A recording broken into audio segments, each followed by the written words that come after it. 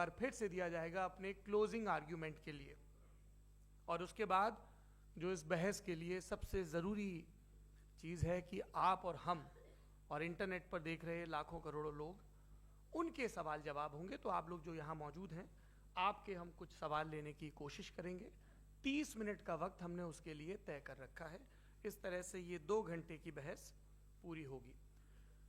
2-3 बुनियादी बातें हैं जिनका हमें ध्यान रखना है। किसी भी किस्म की नारेबाजी में हमें शरीक नहीं होना है। ये हल्ला गुल्ला नहीं है, क्योंकि पूरी दुनिया देख रही है, तो एक नज़ीर कायम करनी है, एक उदाहरण लोगों के सामने रखना है कि पढ़े लिखे लोग इत्तेफाकी और ना इत्तेफाकी रखते हुए भी, एक दूसरे से सहमति और असहमति रखते हुए भी बात कह सकते हैं। यहाँ पर मेरे जेएनयू के प्रोफेसर बैठे हैं, पुरुषोत्तम अग्रवाल जी, जिन्होंने हमें क्लास में सिखाया है कि सहमति का साहस और असहमति का विवेक, और इसका ठीक उलट भी, ये बड़ा जरूरी है। दूसरी बात, ये किसी एक धर्म के बारे में बहस नहीं है, ये बात सबको स्पष्ट होनी चाहिए। किसी धर्म को महान बताने या किसी धर्म को कमतर बताने की ये बहस नहीं है।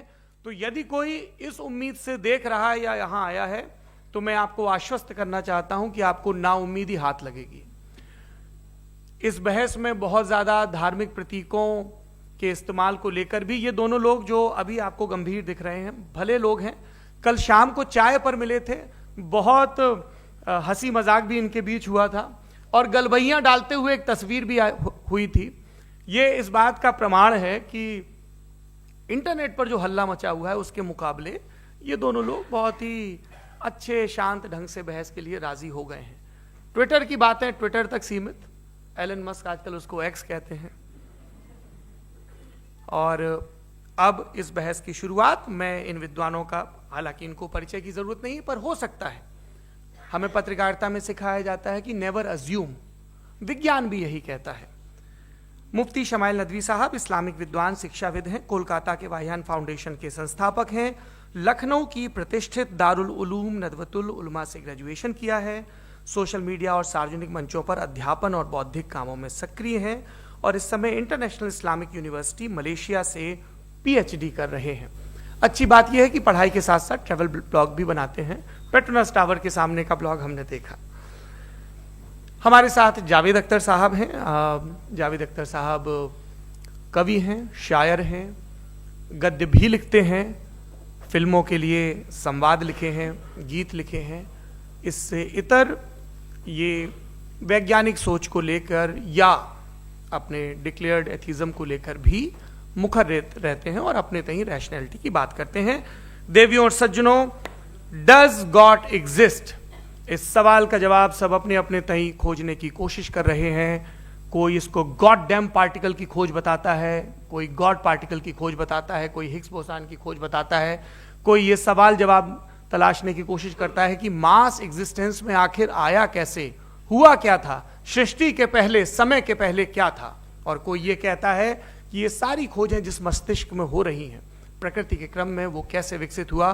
मैं उम्मीद करता हूं कि हम आज इन बुनियादी सवालों के कुछ जवाब हासिल करने में कामयाब हों। मैं सबसे पहले मंच पर आमंत्रित कर रहा हूं मुफ्ती शमाइल नदवी साहब को। आइए सर जी।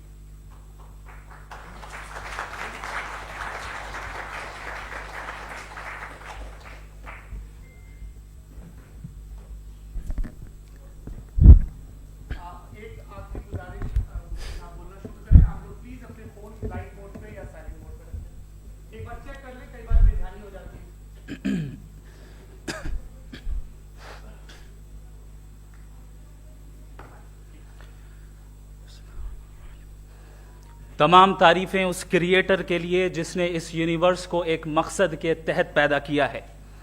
रिस्पेक्टेड जनाब जावेद अख्तर साहब, मिस्टर सौरभ द्विवेदी और respected audience, thank you all for being here today.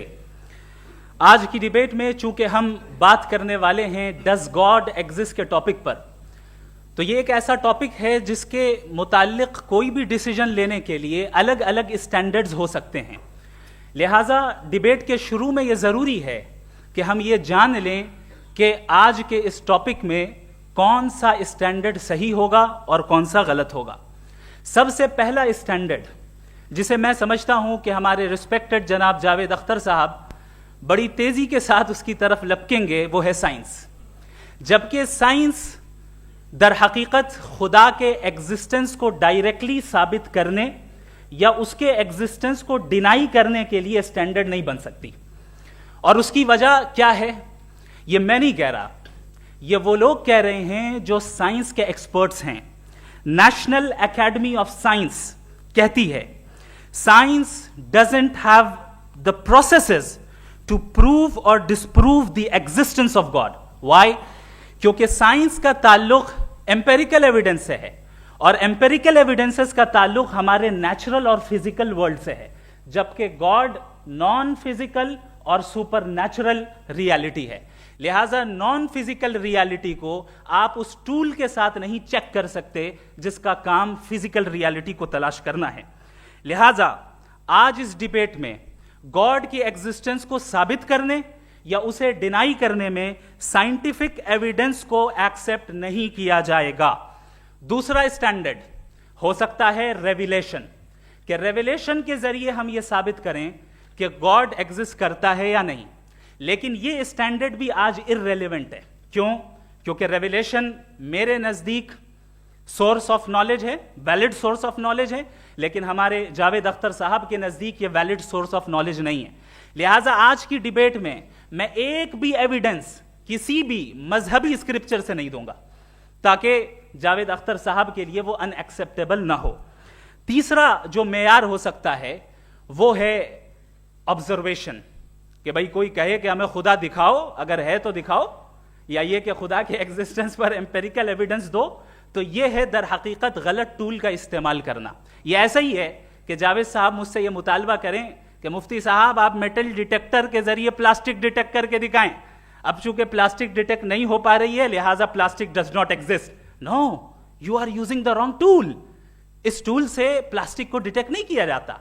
लिहाजा मैं समझता हूं कि गॉड के एग्जिस्टेंस पर एम्पेरिकल एविडेंस का मुतालबा करना एक बचकाना मुतालबा है, और हमारे रिस्पेक्टेड जनाब जावेद अख्तर साहब इस स्टेज से अब बहुत आगे निकल चुके हैं। अब बचता है एक ही स्टैंडर्ड, और वो स्टैंडर्ड है अक्ल, लॉजिक, रीजनिंग। और यही वो स्टैंडर्ड है जिसके तहत गॉड की एग्जिस्टेंस को साबित किया जाएगा या गॉड की एग्जिस्टेंस को डिनाई किया जाएगा। लेकिन चूंकि ये बहुत इंपॉर्टेंट और सेंसिटिव टॉपिक है, इसलिए लॉजिकल आर्ग्यूमेंट भी ऐसा होना चाहिए जो डेफिनेटिव हो, इनडेफिनेटिव ना हो, जो 2 और 2 4 की तरह बिल्कुल वाजे हो, जिसे लॉजिकली रिजेक्ट करना पॉसिबल नहीं हो। फॉर एग्जाम्पल हम कहें हमारे रिस्पेक्टेड मिस्टर सौरभ साहब, ये एक इंसान है और तमाम इंसान कॉन्शियस बीइंग है, लिहाजा नतीजा क्या निकला, हमारे सौरभ साहब भी कॉन्शियस बीइंग है। क्या ये इनडेफिनेट आर्ग्यूमेंट है या डेफिनेट आर्ग्यूमेंट है? ये डेफिनेट आर्ग्यूमेंट है। ये 2 और 2 की तरह वाजे है, इसमें किसी तरह जो है लॉजिकली इसको रिजेक्ट नहीं किया जा सकता। तो अगर आज हमारे जावेद अख्तर साहब ऐसी कोई अकली दलील और लॉजिकल एविडेंस दें खुदा के ना होने पर जो डेफिनेट भी हो, तो मैं ये ऐलान करता हूं कि यकीनन मैं उस एविडेंस को कबूल करूंगा और उस पर गौर करूंगा। लेकिन साथ में यह भी ऐलान कर देता हूं प्रेडिक्शन के तौर पर कि ऐसा कोई डेफिनेट आर्ग्यूमेंट कोई नहीं पेश कर सकता। दलील हम देंगे और डेफिनेटिव दलील देंगे, लॉजिकल दलील देंगे, ऐसी दलील देंगे जो एंटायर एथिस्टिक वर्ल्ड उसे रेफ्यूट नहीं कर सकती। चलें अब हम एक एग्जाम्पल सोचते हैं, एक सिनेरियो, सिंपल सिनेरियो, तमाम ऑडियंस से गुजारिश है, हम और आप एक आइसोलेटेड आइलैंड पर हैं, ऐसा आइलैंड जहां पे हमसे पहले कोई कभी नहीं गया। चलते चलते आपके सामने अचानक आपने देखा एक पिंक कलर की बॉल पड़ी हुई है। सबसे पहला सवाल आपके जहन में क्या आएगा कि ये बॉल यहां क्यों आई, कैसे आई, ये पिंक कलर की ही क्यों है, कोई और कलर भी हो सकता था, ये इसी शेप में क्यों है, कोई और शेप भी हो सकता था। नेचुरली आप इस तरफ पहुंचेंगे कि कोई ना कोई है जिसने इन स्पेसिफिक प्रॉपर्टीज के साथ इस बॉल को बनाया है और यहां पे रखा है। चूंकि आप जानते हैं कि ये जो बॉल है इसका एग्जिस्ट करना जरूरी नहीं है, ये एग्जिस्ट कर भी सकती थी, नहीं भी कर सकती थी, और एग्जिस्ट करना ही था तो किसी और फॉर्म में करती, किसी और कलर में करती। अब आप इस बॉल को एक्सपैंड करते चले जाएं, एक्सपैंड करते चले जाएं, एक्सपैंड करते चले जाएं, यहां तक कि ये बॉल यूनिवर्स के साइज की हो जाए। बताइए कि क्या साइज के बढ़ जाने से सवाल बदल जाएगा? हरगिज नहीं बदलेगा। अभी भी सवाल रहेगा, ये यूनिवर्स कहां से आया, इन स्पेसिफिक प्रॉपर्टीज के साथ कहां से आया, क्यों आया, किसने बनाया, ये सवाल उस वक्त भी वैलिड रहेगा। लेकिन ये सवाल अगर हम जनाब जावेद अख्तर साहब से करें तो चूंकि इनका वर्ल्ड व्यू एथिस्टिक है, और सिर्फ इनका नहीं, मतलब जितने भी एथिस्ट हैं और एथिस्टिक वर्ल्ड व्यू को रखने वाले से अगर आप ये सवाल करें कि ये यूनिवर्स कहां से आया, तो इनका जवाब या तो आर्ग्यूमेंट फ्रॉम इग्नोरेंस होगा या डॉगमेटिक होगा। या तो ये कहेंगे कि मुझे नहीं पता कि ये कहां से आया, लिहाजा गॉड डज नॉट एग्जिस्ट, ये आर्ग्यूमेंट फ्रॉम इग्नोरेंस है। या ये कहेंगे कि ये यूनिवर्स खुद ब खुद बन गया, इसका मतलब ये है कि उस बॉल को भी खुद ब खुद बन जाना चाहिए। लेकिन बॉल के ताल्लुक से ये एक्सप्लेनेशन एक्सेप्ट नहीं की जाएगी कि ये खुद ब खुद बन गई, लेकिन यूनिवर्स के ताल्लुक से कर दिया जाएगा। इसे हम दूसरे अल्फाज में डॉगमा भी कह सकते हैं। दूसरी चीज, हमारे जावेद अख्तर साहब जरूर गॉड ऑफ गैप्स की मिसाल भी जरूर देंगे, और मिसाल देंगे कि पहले ज़माने में बिजलियां कड़कती थी तो लोगों ने किसी एक खुदा की तरफ, और बारिश होती थी तो दूसरे खुदा की तरफ मंसूब कर दिया, उनके पास दलील नहीं थी। यह हमारा वर्ल्ड व्यू है ही नहीं, यह हमारा वर्ल्ड व्यू है ही नहीं, क्योंकि नेचुरल फिनोमेना के प्रोसेस की इंटरप्रिटेशन को जान लेने से यह कहां से साबित हो गया कि गॉड एग्जिस्ट नहीं करता है। इस पर मैं इंशाअल्लाह अभी आगे बात करूंगा। आप हजरात ये भी देखेंगे, और मैं ये एक्सपेक्ट करता हूं कि हमारे रिस्पेक्टेड जनाब जावेद अख्तर साहब जरूर इमोशनल आर्ग्यूमेंट्स भी देंगे, जो कि एक लॉजिकल फेलेसी है जब बात आती है ट्रुथ को डिसाइड करने में। क्यों? मिसाल के तौर पर वो कहेंगे कि अगर गॉड है तो ईविल क्यों एग्जिस्ट करता है, जबकि मैं कहता हूं ईविल का एग्जिस्ट करना गॉड के एग्जिस्ट करने की दलील है, उसके खिलाफ नहीं है। चूंकि अगर गॉड है तो हम सब उसके सामने अकाउंटेबल हैं, और अगर हम अकाउंटेबल हैं तो अकाउंटेबिलिटी के लिए ईविल का मौजूद होना जरूरी है, उसके बगैर हम अकाउंटेबल नहीं हो सकते। और अगर हम अकाउंटेबल नहीं हैं तो हम जनाब जावेद अख्तर साहब से पूछेंगे कि आप बताएं कि फिर सफरिंग इस दुनिया में क्यों है? अगर खुदा नहीं है तो सफरिंग क्यों है? और उन लोगों के जज्बे का क्या जिनके अंदर सफरिंग के बाद इंतकाम लेने का जज्बा पाया जाता है और वो इस दुनिया से ऐसे ही चले गए, क्या उनकी सारी तकलीफें बेकार चली जाएंगी? अब आ जाएं उसी एग्जाम्पल की तरफ कि बॉल, मुझसे अगर कोई पूछे इस बॉल को किसने बनाया और या इस एक्सपेंडेड बॉल को किसने बनाया, मैं कहूंगा कि चूंकि ये यूनिवर्स और इस यूनिवर्स की तमाम चीजें कॉन्टिंजेंट हैं। कॉन्टिंजेंट होने का मतलब ये होता है कि जो अपने एग्जिस्टेंस पे किसी के ऊपर डिपेंड करती हो, तो जाहिर है ये यूनिवर्स कॉन्टिंजेंट है। और अगर कोई चीज कॉन्टिंजेंट नहीं है तो मैं रिक्वेस्ट करूंगा कि मुझे दिखा दें कि कौन सी चीज यूनिवर्स में कॉन्टिंजेंट नहीं है, हम भी जरा गौर कर लें और हम भी देख लें। और जब कॉन्टिंजेंट चीजें मौजूद हैं तो फिलोसोफर्स की इस्तिलाह के मुताबिक, हम उस टर्मिनोलॉजी के मुताबिक हम उस जगह तक पहुंचते हैं और उस हस्ती तक पहुंचते हैं जिसे नेसेसरी बीइंग कहा जाता है, कि ये वो नेसेसरी बीइंग है जिसका मौजूद ना होना नामुमकिन हो। क्योंकि अगर ये मौजूद ना हो तो सारी चीजें एग्जिस्टेंस में आएंगी ही नहीं, और ये सारी कॉन्टिंजेंट चीजें उसी के ऊपर डिपेंड करती हैं। अब अगर आप ये सवाल करते हैं कि फिर उस हस्ती को किसने बनाया, फिर उसका कॉज क्या है, फिर उसका कॉज क्या है, फिर उसका कॉज क्या है, और एंडलेसली चले जाएं, इसे हम कहते हैं इन्फिनिट रिग्रेस ऑफ कॉजेस, जो कि लॉजिकल फेलेसी है। कॉन्सेप्चुअली इन्फिनिटी पॉसिबल है। मिसाल के तौर पे न्यूमेरिकल्स 1 2 3 गिनते चले जाएं, इन्फिनिट नंबर्स हैं। मैं कॉन्सेप्चुअली बात नहीं कर रहा, प्रैक्टिकली रियलिटी में साबित करके दिखाएं कि infinite regress of causes possible है या नहीं। अगर पॉसिबल है तो हम मान लेंगे, मिसाल दे दें, और पॉसिबल नहीं है तो एक ही ऑप्शन बचता है जिसे हम कहते हैं नेसेसरी बीइंग। ऐसी नेसेसरी बीइंग जो इंडिपेंडेंट है, क्योंकि अगर वो डिपेंडेंट हुई तो वो नेसेसरी नहीं रहेगी। ऐसी इंडिपेंडेंट बीइंग जो इटर्नल है, अगर वो इटर्नल नहीं होगी, उसकी बिगिनिंग होगी तो वो खुद कॉन्टिंजेंट है। ऐसी बीइंग जो पावरफुल है, क्योंकि कॉन्टिंजेंट को एक्चुअलाइज करने के लिए पावर चाहिए। ऐसी बीइंग जो इंटेलिजेंट है और नॉलेजेबल है, क्योंकि ये यूनिवर्स स्पेसिफिक फॉर्म और स्पेसिफिक लॉज ऑफ नेचर के तहत प्रिसाइजली चल रहा है। Thank you. थैंक यू मुफ्ती साहब। मैं इन दलीलों के बाद जावेद अख्तर साहब से गुजारिश करूंगा, आप बैठ के बोलना चाहेंगे या बाहर? जी।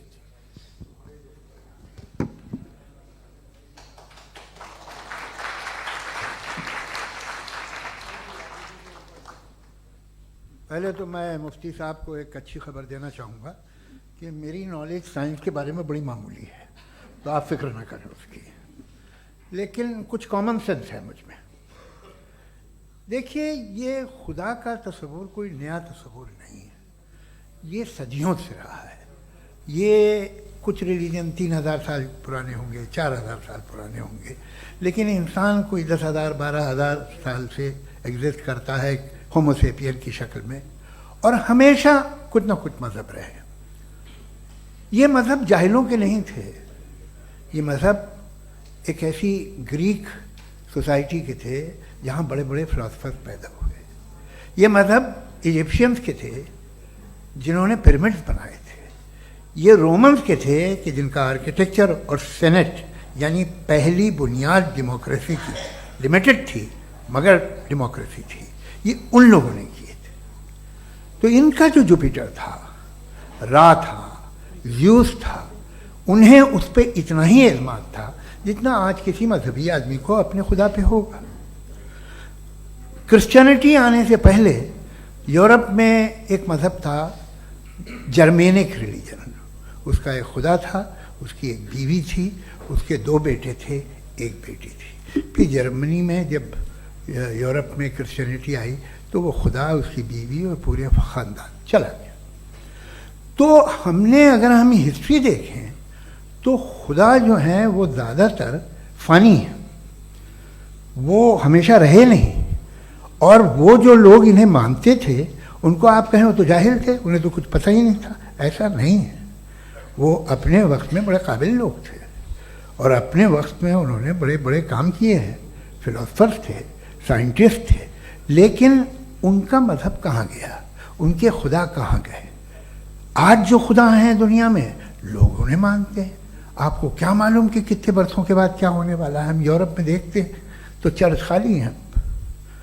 तो वक्त के साथ चीज़ें बदलती हैं। जहाँ तक इसका ताल्लुक़ है मज़हबों का, हर मज़हब आपसे एक चीज़ मांगता है, फेथ। ये फेथ क्या चीज़ होती है? What is the difference between faith and belief? ये तो बहुत ही अहमकाना बात होगी कि कोई आदमी कहे साहब अगर खुदा है तो मुझे दिखाइए। ये तो जाहिलाना बात हुई। मैंने तो नॉर्थ पोल नहीं देखा है, मगर मैं मानता हूँ कि नॉर्थ पोल है। मैं क्यों मानता हूँ? इसलिए कि अगर ये दुनिया राउंड है तो उसका कोई टॉप होगा। कुछ लोग हैं जो वहाँ गए भी हैं, कॉमन सेंस कहता है कि ऐसा होगा, सबूत है, गवाह है, रीज़न है। तो ये मेरा फेथ नहीं है। तो फेथ में और बिलीफ में डिफरेंस क्या है? जो मजहब मांगता है आपसे, हर मजहब फेथ मांगता है। फेथ का मतलब ये है कि ना कोई गवाह हो, ना कोई सबूत हो, ना कोई रैशनल हो, ना कोई लॉजिक हो, ना कोई प्रूफ हो, मगर तुम एक बात को मानो। ये है फेथ। वरना बिलीफ होता। अगर इसमें कुछ भी सबूत होते, गवाह होते, तो फिर इसे आप बिलीफ कहते हैं। जैसे मेरा बिलीफ है कि नॉर्थ पोल है, मेरा फेथ थोड़ी है। फेथ इन तमाम शर्तों को रद्द करता है। तो फिर स्टुपिडिटी क्या है? अगर मैं एक बात ऐसी मानूं जिसकी ना कोई लॉजिक है, ना कोई रैशनल है, ना कोई प्रूफ है, ना कोई गवाह है,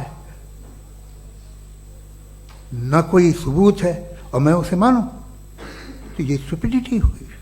इसे ही भाई कल को मैं यकीन कर लूं कि एलॉन मस्क जो है मेरा भाई है, तो मुझे इंतहाई खुशी होगी, सुकून भी बहुत मिलेगा मुझे।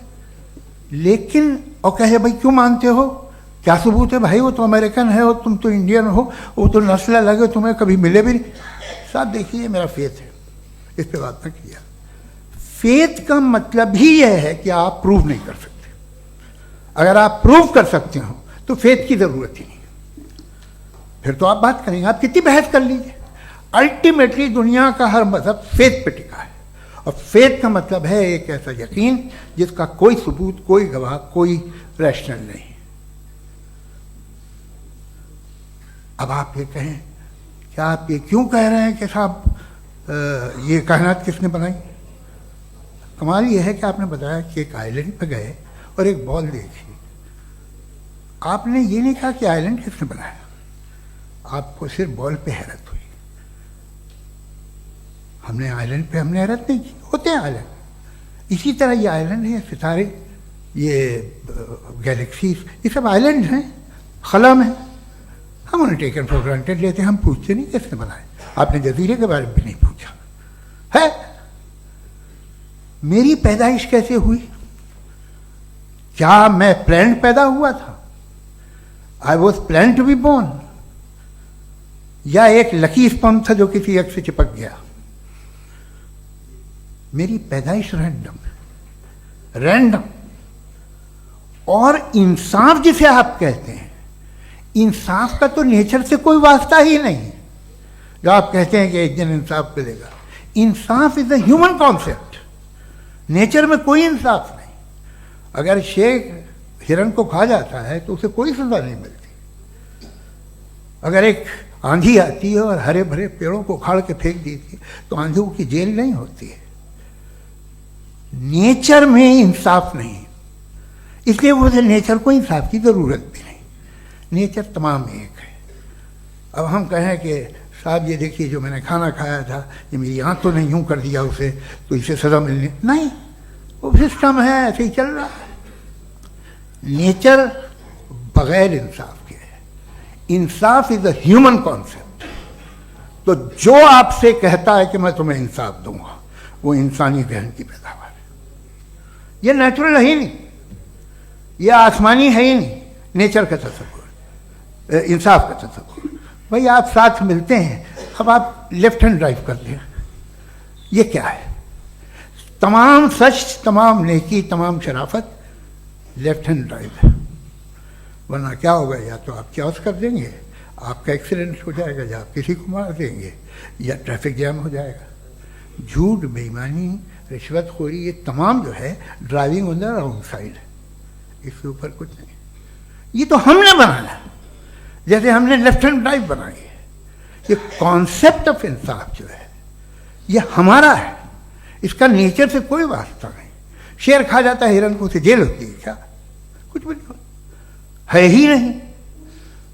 तो ये जो दुनिया के रिलीजन प्रॉमिस करते हैं आपसे इंसाफ, इसी से मालूम होता है कि मैन मेड है। ये तसव्वुर कहीं और का है ही नहीं। जो नेचर है, कुछ लोग कहते हैं नेचर ही खुदा है, तो नेचर में तो इंसाफ नहीं कहीं। और आप वादा कर रहे हैं कि तुम्हें मरने के बाद इंसाफ मिलेगा। मुझे अगर मिलेगा तो मैं बहुत खुश होऊंगा, लेकिन मैं यकीन नहीं कर पाता हूं, इसलिए कि मैं फेथ नहीं पैदा कर सकता। The very fact that religions demand faith, इसका मतलब है कि उनके पास जस्टिफिकेशन नहीं है।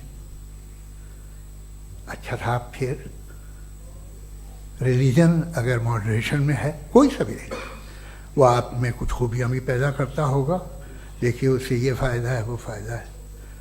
अल्कोहल जो है वो ज़्यादातर दवाओं में यूज़ होती है, और एक सर्वे किया गया था अमेरिका में कि लॉन्जिटिविटी किन लोगों की है। तो एक तरफ वो लोग थे जो शराब पीते ही नहीं थे, और एक तरफ वो थे जो एक बोतल शराब रोज़ पीते थे। सबसे ज़्यादा लंबी उम्र उनकी है जो 2 पैक नाप के शराब पीते और खाना खाते हैं। मगर हम शराब को बुरा समझते हैं, मैं भी बुरा समझता हूँ। क्यों? ऐसा होता नहीं। कुछ चीज़ों में आदत होती है कि वो बढ़ती है। आज तक में एक आदमी दूध पीता है, आप 10 साल बाद भी मिलेंगे तो एक ही गिलास पीता होगा। ऐसा नहीं होता, सुबह से दूध पीता रहता है। मिल्कोहलिक मैंने नहीं देखे, अल्कोहलिक होते हैं। ये टेंडेंसी है मजहब की कि वो बढ़ता है, जैसे कैंसर बढ़ता है, जैसे शराब बढ़ती है। कुछ लोग होंगे जो उसे सही तरह से यूज़ करते हैं। मुझे यकीन है कि हमारे मुफ्ती साहब भी उनमें से एक हैं, इनसे बहुत खुशी हुई मुझे इनसे मिलकर। लेकिन कितने लोग हैं कि आज आप देखते हैं दुनिया में जो तबाहियाँ हैं, इनमें कितना हाथ है उन लोगों का जो बिलीवर कहते था मजहब ये नहीं कहता, ना कहता होगा, मगर जब ये मजहब पीते हैं तो ऐसे बिहेव करते हैं। थोड़ा सा अगर हो तो शायद बहुत अच्छी बात, लेकिन शराब थोड़ी सी नहीं रहती, उसमें टेंडेंसी है। पहले थोड़ा सा अगर 2-3 कैंसर के सेल हो ना बॉडी में तो आदमी स्लिम रहेगा, लेकिन वो 2-3 सेल नहीं रहते, वो मल्टीप्लाई होते हैं। जावेद साहब, टाइम पूरा हो गया। टाइम हो गया, तो बस बात खत्म हो गई। अच्छा, मुझे कुछ और कहने को था भी नहीं। जी, मैं पहले जवाबी दौर के लिए इनवाइट कर रहा हूं मुफ्ती साहब को। Your rebuttal round 1, you have 7 minutes.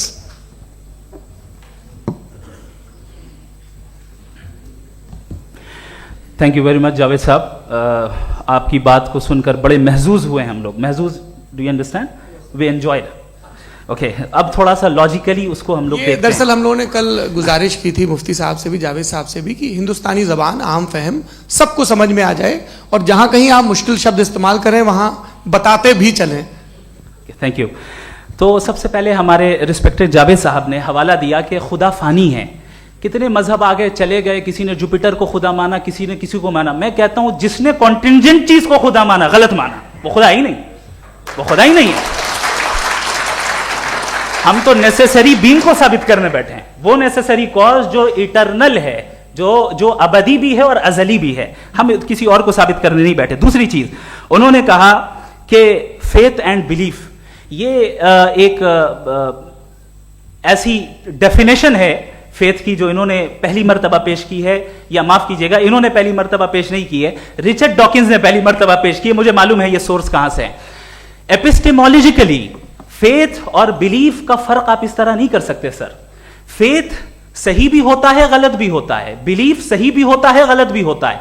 जो लॉजिक, रीजन और एविडेंस से बैक्ड होगा वो फेथ सही होगा। और आप जिस फेथ की बात कर रहे हैं कि इलॉजिकल है और उसके पीछे नहीं है, तो we are on the same page. हम नहीं मानते उस फेथ को, जो फेथ ऐसा हो जिसके पीछे कोई लॉजिक ना हो, एविडेंस ना हो, हम नहीं मानते। हम तो उस फेथ के कायल हैं जिसके पीछे लॉजिक हो और एविडेंस हो। तो बिलीफ सही भी होता है, गलत भी होता है, फेथ भी सही होता है और गलत भी होता है। तो आज फेथ और बिलीफ के डिफरेंस पे बात नहीं हो रही। आज आप चाहे फेथ एक्सेप्ट कर लें या बिलीफ एक्सेप्ट कर लें, आज ये बात होगी कि ट्रूथ क्या है। चाहे ट्रू बिलीफ सही है या ट्रू फेथ सही है, और फॉल्स फेथ क्या है और फॉल्स बिलीफ क्या है, बात इस पे हो रही। दूसरी चीज इन्होंने पूछा स्टुपिडिटी फिर क्या है। अगर फेथ रिलीजन स्टुपिडिटी नहीं है तो और क्या है? चूंकि फेथ का मुतालबा करते हैं तो स्टुपिडिटी क्या है? मैं कहता हूं स्टुपिडिटी एथिज्म है।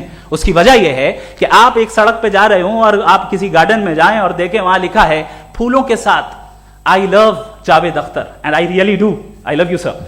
सो जब आप वहां पर पहुंचे तो वहां पहुंचकर अब ये बताएं, क्या आप ये कहेंगे वाह व्हाट अ नेचुरल सिलेक्शन? ये क्या नेचुरल सिलेक्शन है? नहीं, ये प्रिसाइजली डिजाइंड है, इसके पीछे डिजाइनर है। लिहाजा अगर कोई एक ऐसी कॉमन सेंस की बात को कबूल नहीं कर रहा है कि यूनिवर्स जो इतने प्रिसाइजली काम कर रहा है, हम कह दें कि खुद ब खुद बन गई, मैं समझता हूं इससे बड़ी स्टुपिडिटी और कुछ नहीं है। ये इरैशनल चीज है। फिर हमारे सर ने कहा कि आपने बॉल पे फोकस किया, आइलैंड पे फोकस नहीं किया। अरे आइलैंड को किसने बनाया यही समझाने के लिए तो बॉल की मिसाल दे रहा हूं। और बॉल भी कॉन्टिंजेंट है, आइलैंड भी कॉन्टिंजेंट है, दोनों नेसेसरी बीइंग का मुतालबा करते हैं। आगे इन्होंने कहा कि नेचर में कोई इंसाफ नहीं है। हम डिसाइड करते हैं कि मोरालिटी क्या होती है, इंसाफ क्या होता है।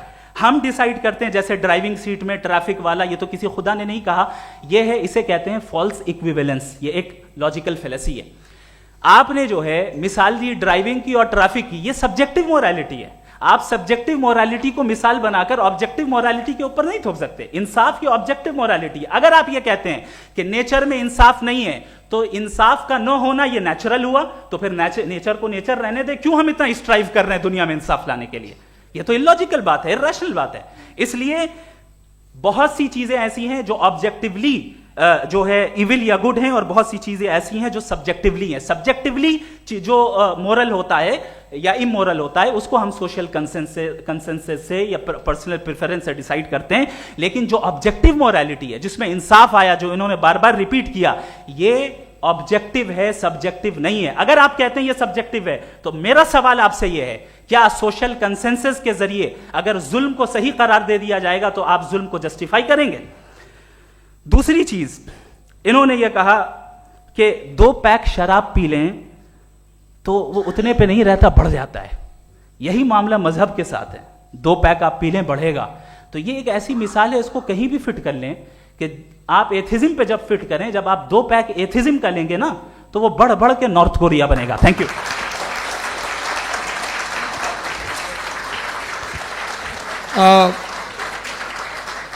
फर्स्ट राउंड के रिबटल के लिए मैं जावेद साहब को इनवाइट कर रहा हूं। आपके पास 7 मिनट का वक्त है, रीसेट कर दीजिएगा प्लीज।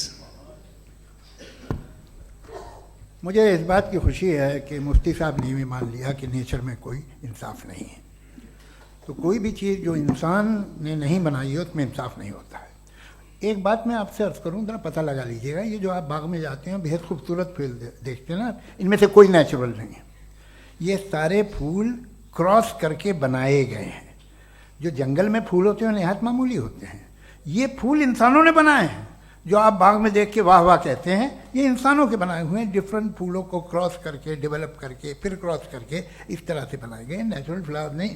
किसी जंगल वीरान में जाके आप गुलाब के फूल नहीं देखेंगे। ये सब बनाए हुए इंसान ने, बहुत से काम इंसान ने किए हैं। बाकी है कि आपने मेरी एक बात का जवाब नहीं दिया, जिससे मुझे शिकायत है कि फेथ क्या है और आप फेथ मांगते क्यों हैं मुझसे? आप तो लॉजिकल हैं, आपके पास तो सारे रैशनल्स हैं, आपके पास सारे सबूत हैं, तो आपको फेथ की डिमांड क्यों करते हैं कि भाई तुम सरेंडर कर दो और सवाल मत करो? कोई मजहब सारे सवाल करने की इजाजत नहीं देता है और मना करता है कि दादा सवाल ना करो, बहक जाओगे तुम। आप क्यों रोकते हैं? हकीकत यह है कि इंसानी तारीख क्या है। इंसानी तारीख ये है कि दुनिया में 2 तरह के लोग हुए हैं। एक वो जिन्होंने अपनी लाइल्मी की परस्तिश की है, दूसरे वो जिन्होंने अपनी इग्नोरेंस या लाइल्मी से झगड़ा किया है और मालूम किया है कि क्या है। ये जो आप कह रहे हैं, आज आप हैरान हैं कि भाई ये यूनिवर्स कैसे बनी। लोग हैरान थे कि सूरज डूबता है तो इधर से कैसे निकलता है। और आप एक कदम जाके हमेशा का मानने को तैयार है, एक कदम पीछे ही मान जाइए। भाई आप इसके बाद जाते हो, कहते सवाल ना करना कि ये कहाँ से आया, ये पावर तो हमेशा से हमेशा रहेगी। तो आप यूनिवर्स के बारे में मानने में क्या तकलीफ है? एक कदम पहले रुक जाइए। ये हमेशा से थी या नहीं थी, हमें मालूम नहीं है। और ये कहना कि हमें मालूम नहीं है, कमाल ये है कि दुनिया के सारे मजहब सब जानते हैं ये दुनिया कैसे बनी थी, कैसे मिटेगी, मरने के बाद क्या होगा, इनको सब इल्म है। इनको किसी को डायनासोर होते थे पहले ये नहीं पता था, किसी को नहीं पता। किसी भी दुनिया की मजहबी किताब में डायनासोर का जिक्र नहीं है। लेकिन बाकी सब बातें, how to make universe in 4 easy lessons and बाकी सब पता है। जिसको सब पता है वो गड़बड़ है। हम में ये इंकिसार, ये ह्यूमिलिटी होनी चाहिए कि हम ये कहें कि हमें ये बहुत सारी बातें नहीं मालूम, लेकिन हम उनकी परस्तिश ना करें, अपनी लाइल्मी को की परस्तिश ना करें, हम उसे पता लगाने की कोशिश करें। जिस दुनिया में आप बैठे हैं सर, ये हॉल जो है, ये इलेक्ट्रिसिटी जो है, ये माइक जो है, जिस हवाई जहाज से आप आए थे, वो जिस कार से आप यहाँ आए हैं, ये सब उन लोगों की बनाई हुई है जिन्होंने सवाल किए थे। ये दुनिया जिसमें आप आज आराम से हैं, ये उन लोगों की बनाई है कि जिन्होंने सवाल किए थे। और हर स्टेज पे इन सवालों को मकरूह कहा गया था, गलत कहा गया था। आप जरा तारीख पढ़िए, एक बड़ी दिलचस्प किताब है बर्ट्रैंड रसेल की, जिसमें उसने रिलीजन एंड साइंस कि कब से रिलीजन जो है साइंस के अगेंस्ट है। और हद तो यह है कि भाप के इंजन के खिलाफ थे, स्टीम इंजन के भी खिलाफ थे, और फतवे हुए उन पर, वेटिकन ने दिए। तो ये हमेशा, अभी जैसे ही ये राइट विंगर आते हैं अमेरिका में पावर में, तो वो जो अपना ये क्या बोलते हैं उसे, सीड क्या बोलते हैं, सीड क्या जो, हाँ नहीं सीड जो होते हैं जिन पे जी नहीं भाई, वो जो ह्यूमन बॉडी के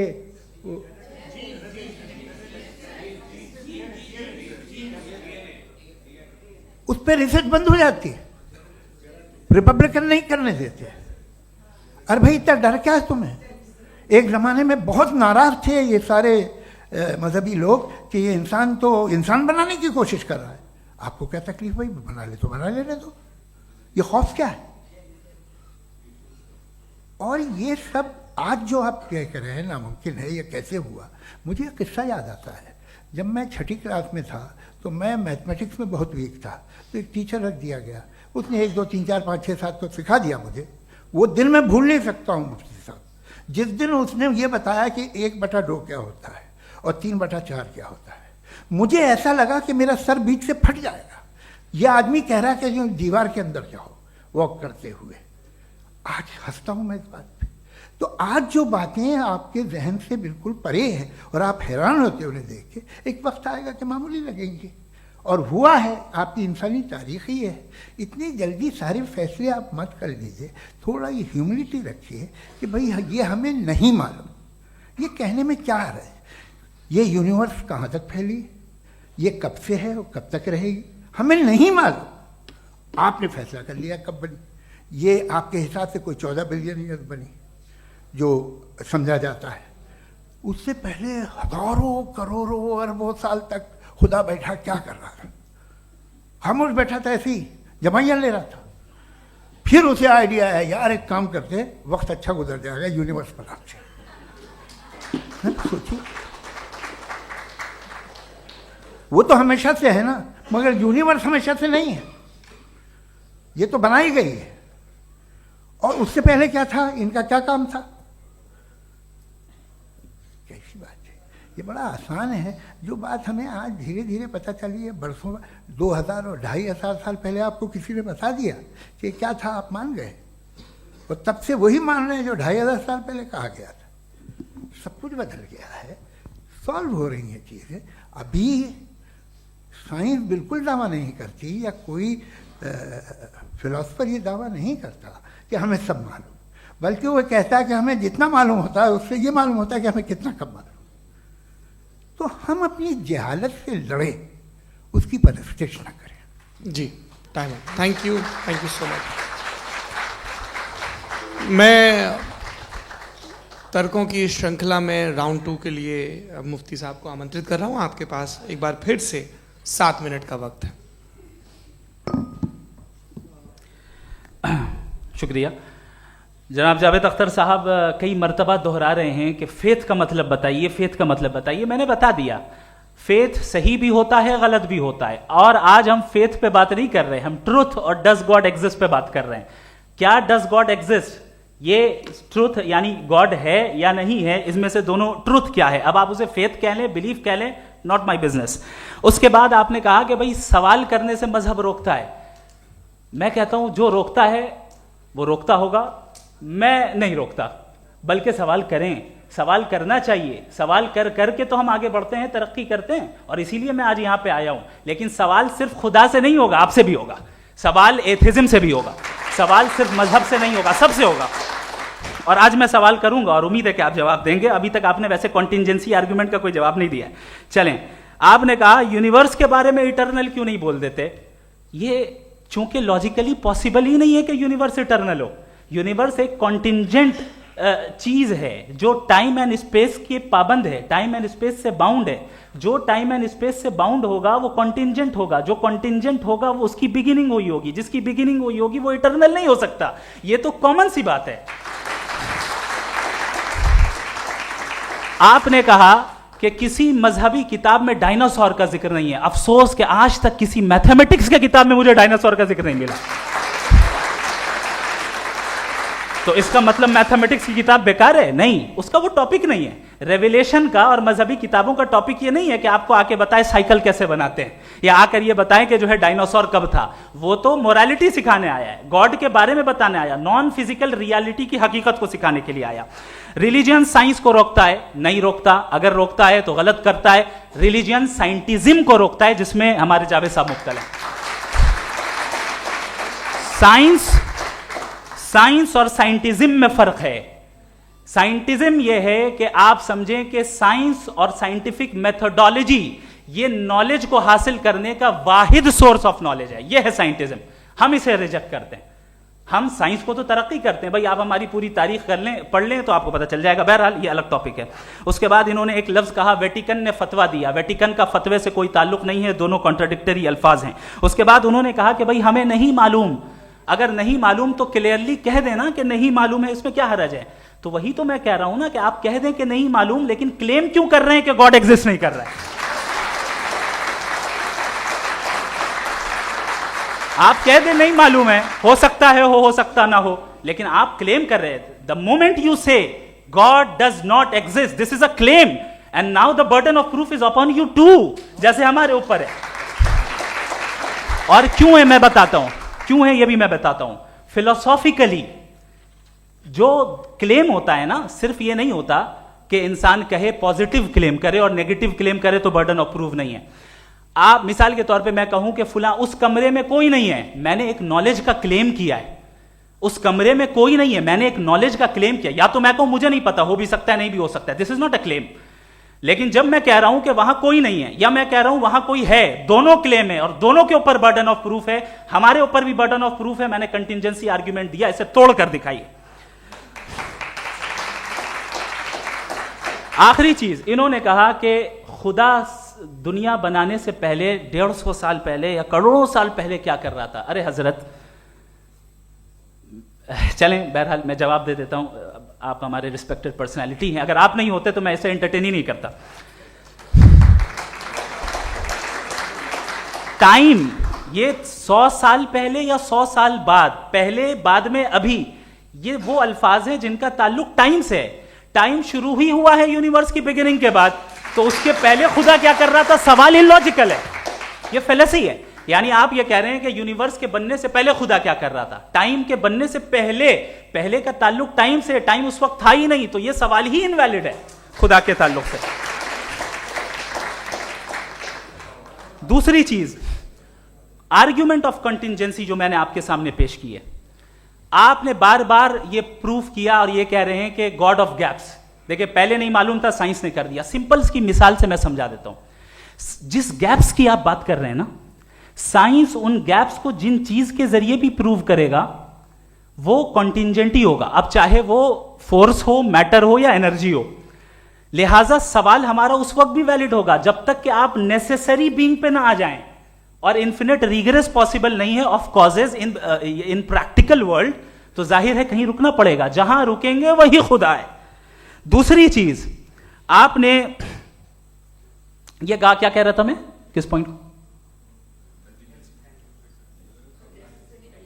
What? Oh no, after that. Just now. हाँ, जहां रुकेंगे वही खुदा है। बहरहाल, तो टाइम का जिक्र हो गया, गॉड ऑफ गैप, सॉरी, या इसकी एक मिसाल आप ले लें। एक कार है, एक साहब ने देखा कि भाई कार जो है उसके व्हील्स कितने अच्छे लगे हुए हैं, सही जगह पे, स्टीयरिंग जो है कितने अच्छे जगह पे लगी हुई है, और सीट्स कितने वेल डिजाइंड है, कितनी प्रिसाइजली ये कार काम कर रही है, तो जरूर कोई ना कोई इसे क्रिएट किया है, किसी ने क्रिएट किया है। अब जावेद साहब आए और कहे, अरे जनाब बोनेट खोलिए, इसमें इंजन है, इंजन इस कार को चला रहा है, hence prove no one has created the car. This is illogical, this is irrational. आपने इंजन के जरिए उस गैप को तो साबित किया, लेकिन क्या उससे कार की जो क्रिएशन है और उसका जो क्रिएटर है ये इम्पॉसिबल हो जाए? ऐसा पॉसिबल है? उसका सवाल खत्म हो जाए, ऐसा पॉसिबल है? नहीं। आपने गैप्स को फिल करके, कॉन्टिजेंट चीजों से गैप्स को फिल करके हमारे ऑब्जर्वेशन को और ब्रॉड कर दिया। अब हमें और पता चल गया कि ये जो कार है इसका सिस्टम कितना ज्यादा कॉम्प्लेक्स है। पहले कम समझते थे, अब कॉम्प्लेक्सिटी और ज्यादा वाजे हो गई। अब हमें समझ में आ रहा है कि हमारी सर्टेनिटी और बढ़ गई कि जरूर इस कार को किसी ना किसी ने बनाया। यही मामला यूनिवर्स का है। साइंस हमेशा फिजिकल वर्ल्ड की चीजों को ही फिल करती जाएगी और फिजिकल चीजों से ही करती जाएगी, चूंकि एम्पेरिकल एविडेंस का ताल्लुक फिजिकल वर्ल्ड से है। आप साइंस के जरिए मेटाफिजिकल रियलिटी को कभी साबित नहीं कर सकते। ये रॉन्ग टूल का इस्तेमाल करना है। ये वही काम है कि आप मेटल डिटेक्टर से प्लास्टिक डिटेक्टर करने चलें, जो कि जाहिर है सही नहीं है। Thank you.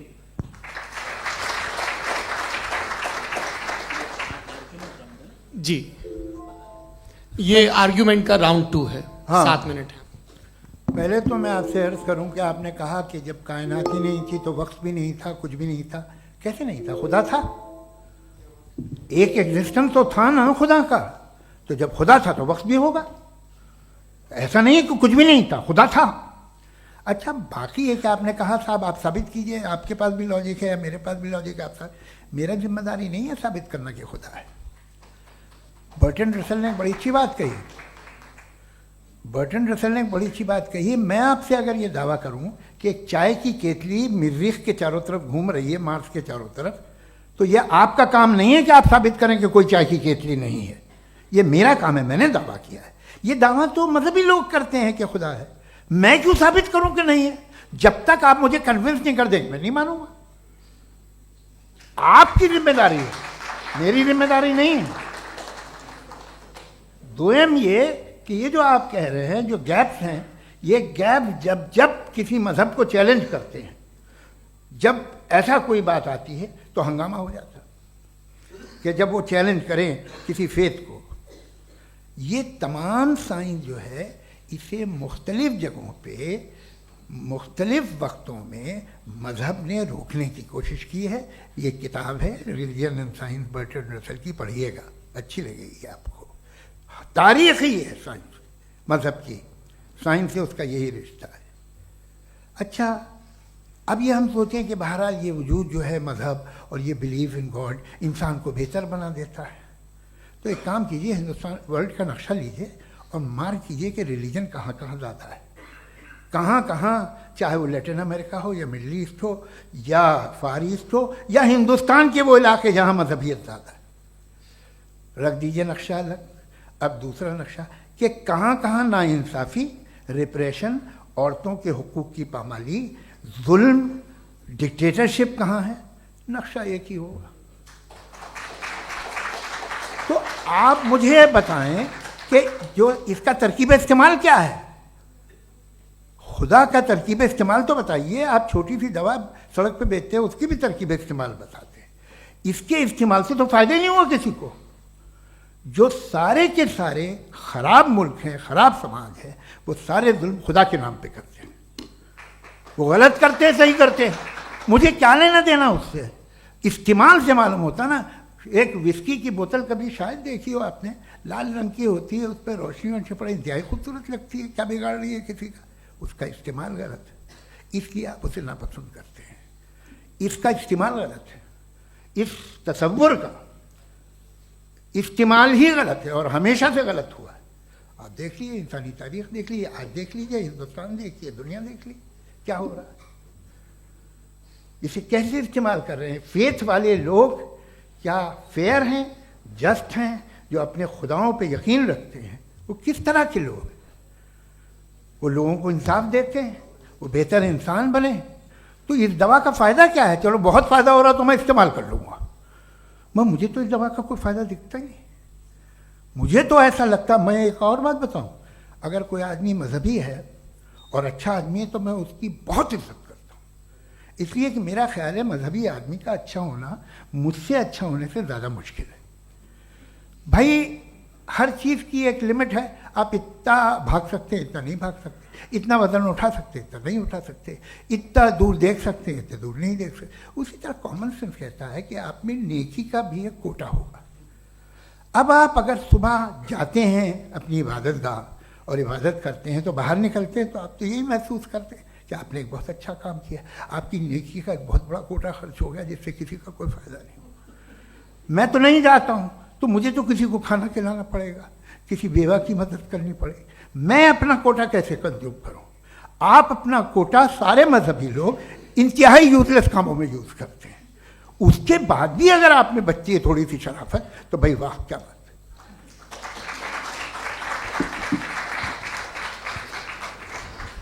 है। एक तो मुझे ये बात बहुत अच्छी लग रही है कि दोनों ही विद्वान समय को मानते हैं और बहुत समय से अपनी दलीलें और बाज़ दफ़ा समय से पहले अपनी तकरीरें पूरी करके अपनी अपनी कुर्सी पर बैठ रहे हैं। ये इस आर्ग्यूमेंट का राउंड 2 पूरा हुआ। अब रिबटल का राउंड 2 है और उसके बाद क्रॉस एग्जामिनेशन होगा। नहीं, आपका आर्ग्यूमेंट हो गया सर। हमारे यहाँ स्कूल के सिलेबस में पंच परमेश्वर कहानी पढ़ाई जाती है, प्रेमचंद जी की लिखी हुई। आप निश्चिंत रहिए, आपके कोई राउंड में मिस नहीं होने दूंगा। रिबटल का राउंड 2 मुफ्ती शमाइल नदवी साहब।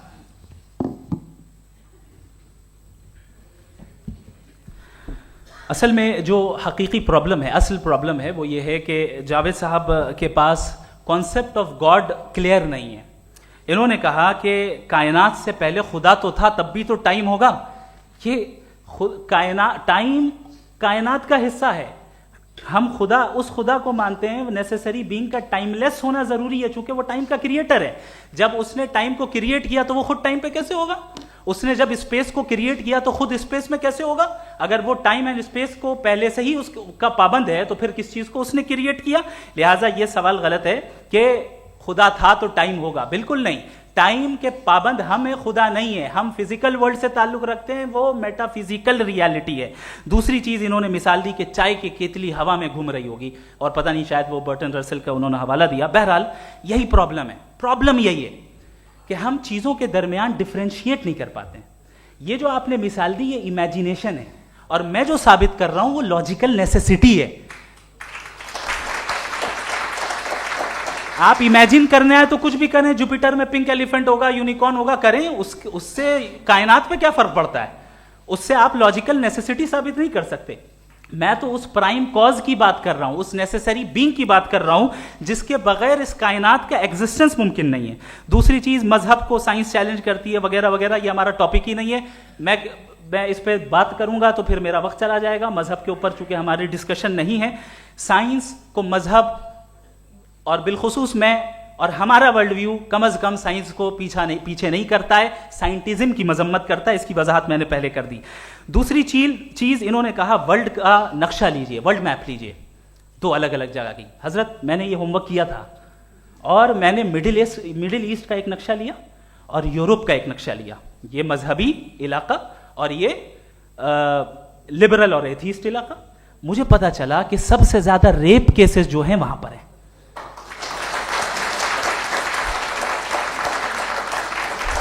मुझे ये पता चला यूएन की रिपोर्ट के मुताबिक, मैं ये अपने घर से नहीं लेके आ रहा, कि जो वर्किंग वुमेन है यूरोपियन कंट्रीज में, उसमें 81% वुमेन सेक्सुअल हैरेसमेंट का वर्क में शुमार हो रही है। ये मिडिल ईस्ट में नहीं हो रहा है, वो मजहबी लोग हैं इसलिए नहीं हो रहा है।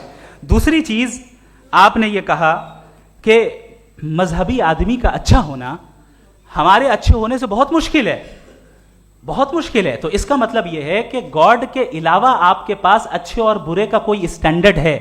मैं चाहूंगा कि कन्वर्सेशनल स्टाइल वाली डिस्कशन और सेगमेंट पे इसी पे बात कर लेते हैं। Thank you very much.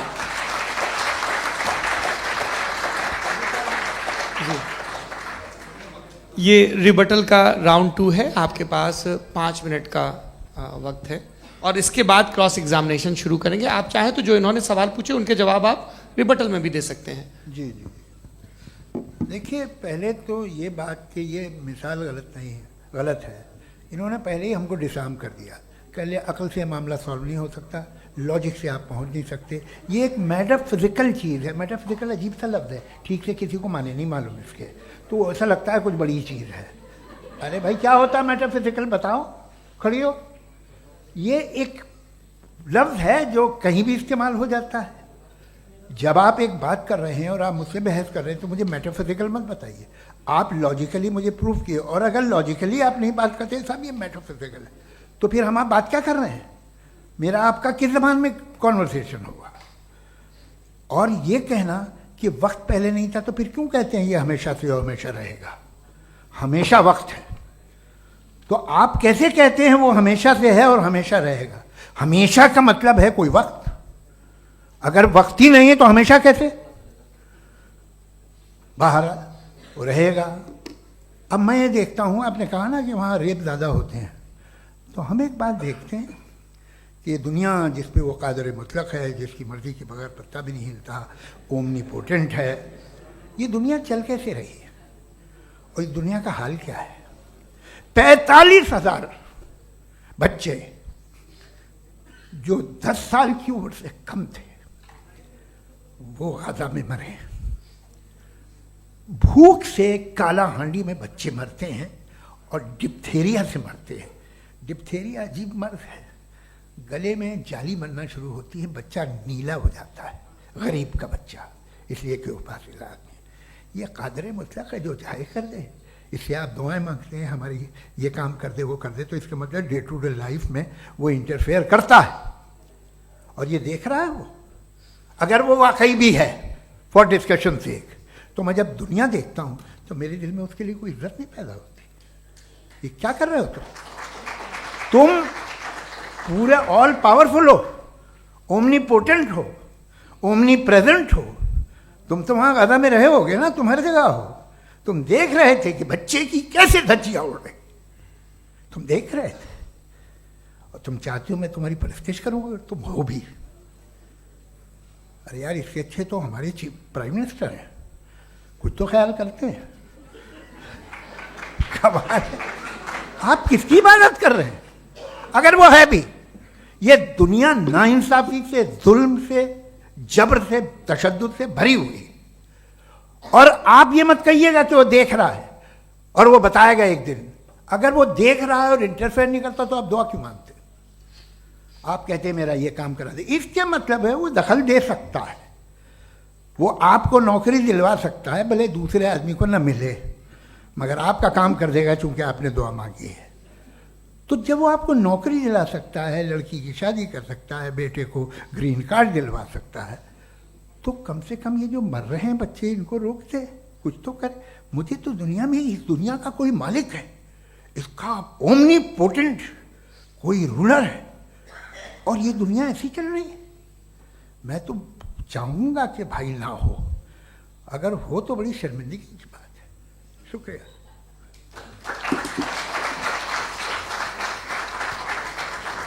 देवियों और सज्जनों, इस बहस के 2 राउंड और 2 रिबटल पूरे हो चुके हैं। अब सबसे ज़रूरी और सबसे मुश्किल राउंड शुरू हो रहा है, क्रॉस एग्जामिनेशन का। अब इन विद्वानों की सज्जनता की एक परख भी होगी, और वक्त हमने 16 मिनट का तय किया है। पहला सवाल आप पूछना चाहेंगे? जी बिल्कुल। पहले बोले भी आप आप माइक ले लीजिएगा हाथ में, ये नीचे से ऑन किया।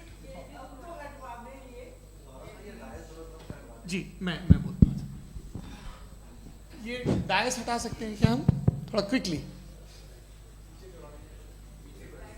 डायस पीछे कर दीजिए बस थोड़ा सा, है, ताकि ये जो दाएं बाएं लोग बैठे हैं, इसे हटा ही दीजिए। अब हम वहाँ तो जाने वाले नहीं, आराम से आराम से। दोनों तरफ से हटा दीजिए।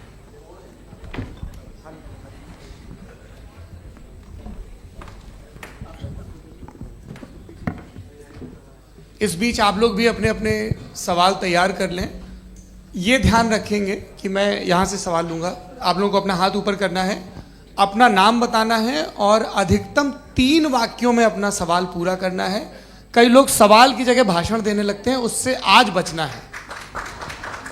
जी मुफ्ती साहब, पहला सवाल आपका, 16 मिनट हैं, हम दोनों लोगों के सवाल लेंगे। जी जी बहुत शुक्रिया। आपकी जो अभी बात हुई बहुत अहम थी, मैं इसको चाहूँगा कि आगे डिस्कस करूँ, लेकिन चूँकि अभी ये वो सेगमेंट है क्रॉस एग्जामिनेशन, तो सबसे पहला सवाल आपसे ये है कि जो मैं इतनी देर से कॉन्टिंजेंसी आर्ग्यूमेंट आपको बता रहा था, ये अकल से ही बता रहा था हजरत, आप ये बताएं कि आप इन्फिनिट रिग्रेस ऑफ कॉजेस को पॉसिबल मानते हैं या नेसेसरी बीइंग के एग्जिस्टेंस को सही समझते हैं? चूंकि 2 ही ऑप्शन हो सकता है, आप ये बताएं।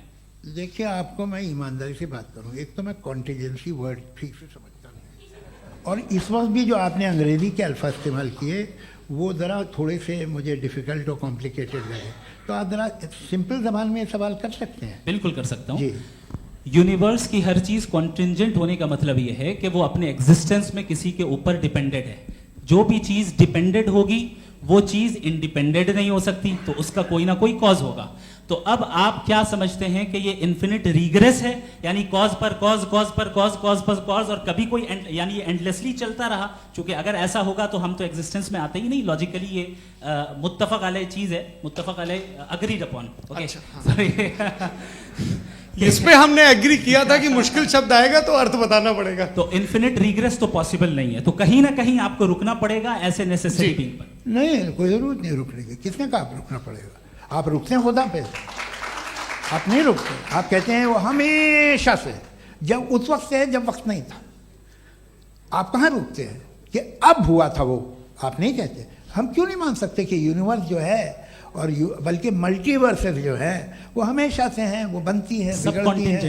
एक हमारे यहाँ एक चीज़ है ब्लैक होल, वो समेट लेता है वापस, फिर ब्लास्ट होता है, फिर फैल जाता है।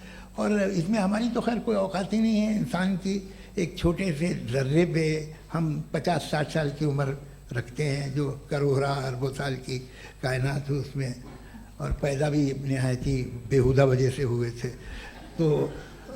तो इसमें ये सोचना कि इसकी वजूहात और ये क्यों है, ये डिपेंडेंट है, ये हम देख रहे हैं। क्या मालूम, आप सोचिए कि ये जो फैल रही है कायनात, ये कहाँ फैल रही है, ये कहाँ जा रही है, और ये फैल क्यों रही है? अरे बना ली थी तुमने, रुको भैया, काफ़ी है। ये फैल क्यों रही है? ये और कौन सी कायनात जिसे मैं दूरबीन से देखता हूँ तो 2 बिलियन लाइट ईयर पे है, उससे मेरा कोई वास्ता ही नहीं है। 2 बिलियन ईयर यानी अगर मैं 80,000 माइल्स पर सेकेंड से चलूँ तो 20 करोड़ साल में वहाँ पहुँच जाऊँगा। इसकी ज़रूरत क्या थी? ये दुनिया, ये कायनात तो इंसान अशरफुल मखलूक़ात के लिए बनाई गई ना। तो ये सब ये टर्म समझ में नहीं आया, इसमें कोई खास समझने वाली बात थी भी नहीं। ये जो अल्टीमेट कहा यह जाता है कि ये जो पूरी यूनिवर्स है, ये जो दुनिया है, ये इंसान के लिए बनाई गई। अच्छा, ये सब इंसान के लिए। क्यों साहब, सही है ना? बिल्कुल, लेकिन इसका ये मतलब नहीं कि किसी चीज के पीछे रीजन आपको नहीं पता तो रीजन नहीं है, इसे कहते हैं नहीं, from limited perspective। मुझे नहीं पता, लेकिन मेरी जिम्मेदारी नहीं है। वो बिल्कुल सही कहा था उसने, बर्टन रसल ने। आपने उसे मजाक में टाल दिया कि भाई आप एक दावा कर रहे हैं, मैं क्यों कहूं कि ये गलत है दावा? आप प्रूफ कीजिए, मेरे पे जिम्मेदारी ही नहीं है, मैंने थोड़ी कहा है। आप प्रूफ कीजिए कि ये सही है। आप आर्ग्यूमेंट ऑफ कंटिंजेंसी आप का जवाब कोई ही नहीं दे सवाल रहे हैं। पूछना चाहेंगे? है? आप सवाल पूछना चाहेंगे मुफ्ती साहब से? क्योंकि ये क्रॉस एग्जामिनेशन का दौर है। आप जैसे पहले बोल रहे थे फेथ को लेके कुछ। मैं ये पूछना चाहूँगा कि खुदा ने जो भी रेवोल्यूशन किए हैं, एक मज़हब के नहीं बहुत से मज़हबों में किए हैं, अलग अलग रेवोल्यूशन है। कहीं कुछ एक बातें हैं, कॉन्ट्रडिक्शन भी है आपस में, कहीं कुछ आप कर सकते हैं, कहीं कुछ नहीं कर सकते। ऐसा नहीं है कि सबकी कोड ऑफ मॉरल एक है। तो ये किस्सा क्या है? अब आप ये देखिए कि मुझे कभी कभी लगता है कि ये जो फुटबॉल फाइनल होता है, लाखों लोग होते हैं, फिर वो टीवी कवर कर करोड़ों लोग, अगर उसमें खुदा की एक बूमिंग आवाज़ आ जाती, मैं गॉड हूँ, तो सारे लोग अभी सुन लेते और टीवी पे भी सुन लेते, किस्सा खत्म होता। ये इतनी राजदारी क्या है कि तुम सामने कुछ तो सबूत दे दो हमें सॉलिड। ये कह साहब ये यूनिवर्स कैसे बनी, इससे मसला क्या हल होगा? मैं पूछूंगा आपसे खुदा कैसे बना? क्यों नहीं पूछूंगा कैसे बना? बल्कि वो तो कायनात से कहीं ज़्यादा इंटेलिजेंट है, कायनात से कहीं ज़्यादा कॉम्प्लेक्स। जी वो हमेशा से है। आप कहेंगे मैं मान लूँगा।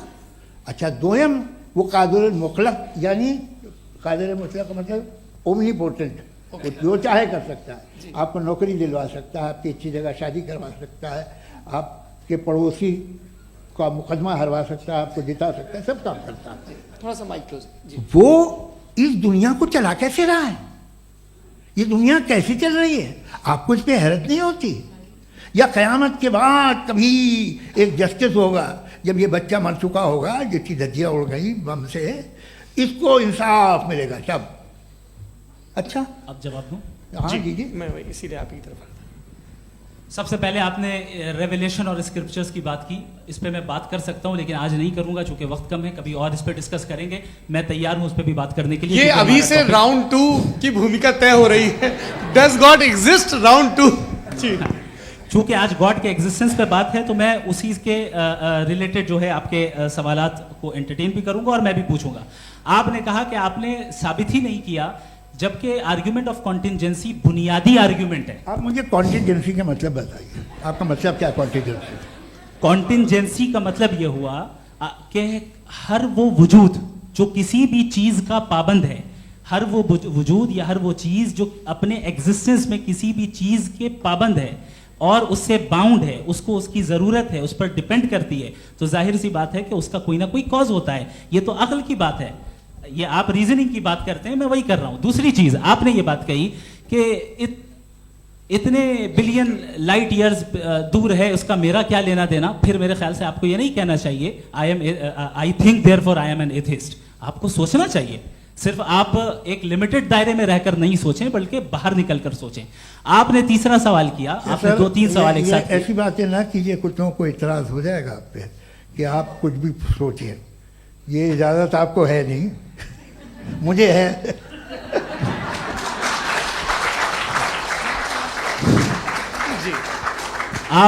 आपने प्रॉब्लम ऑफ इविल के ताल्लुक से सवाल किया और बार बार आप एक लफ्ज रिपीट कर रहे हैं कि ओमनीपोटेंट गॉड है, ऑल पावरफुल गॉड है।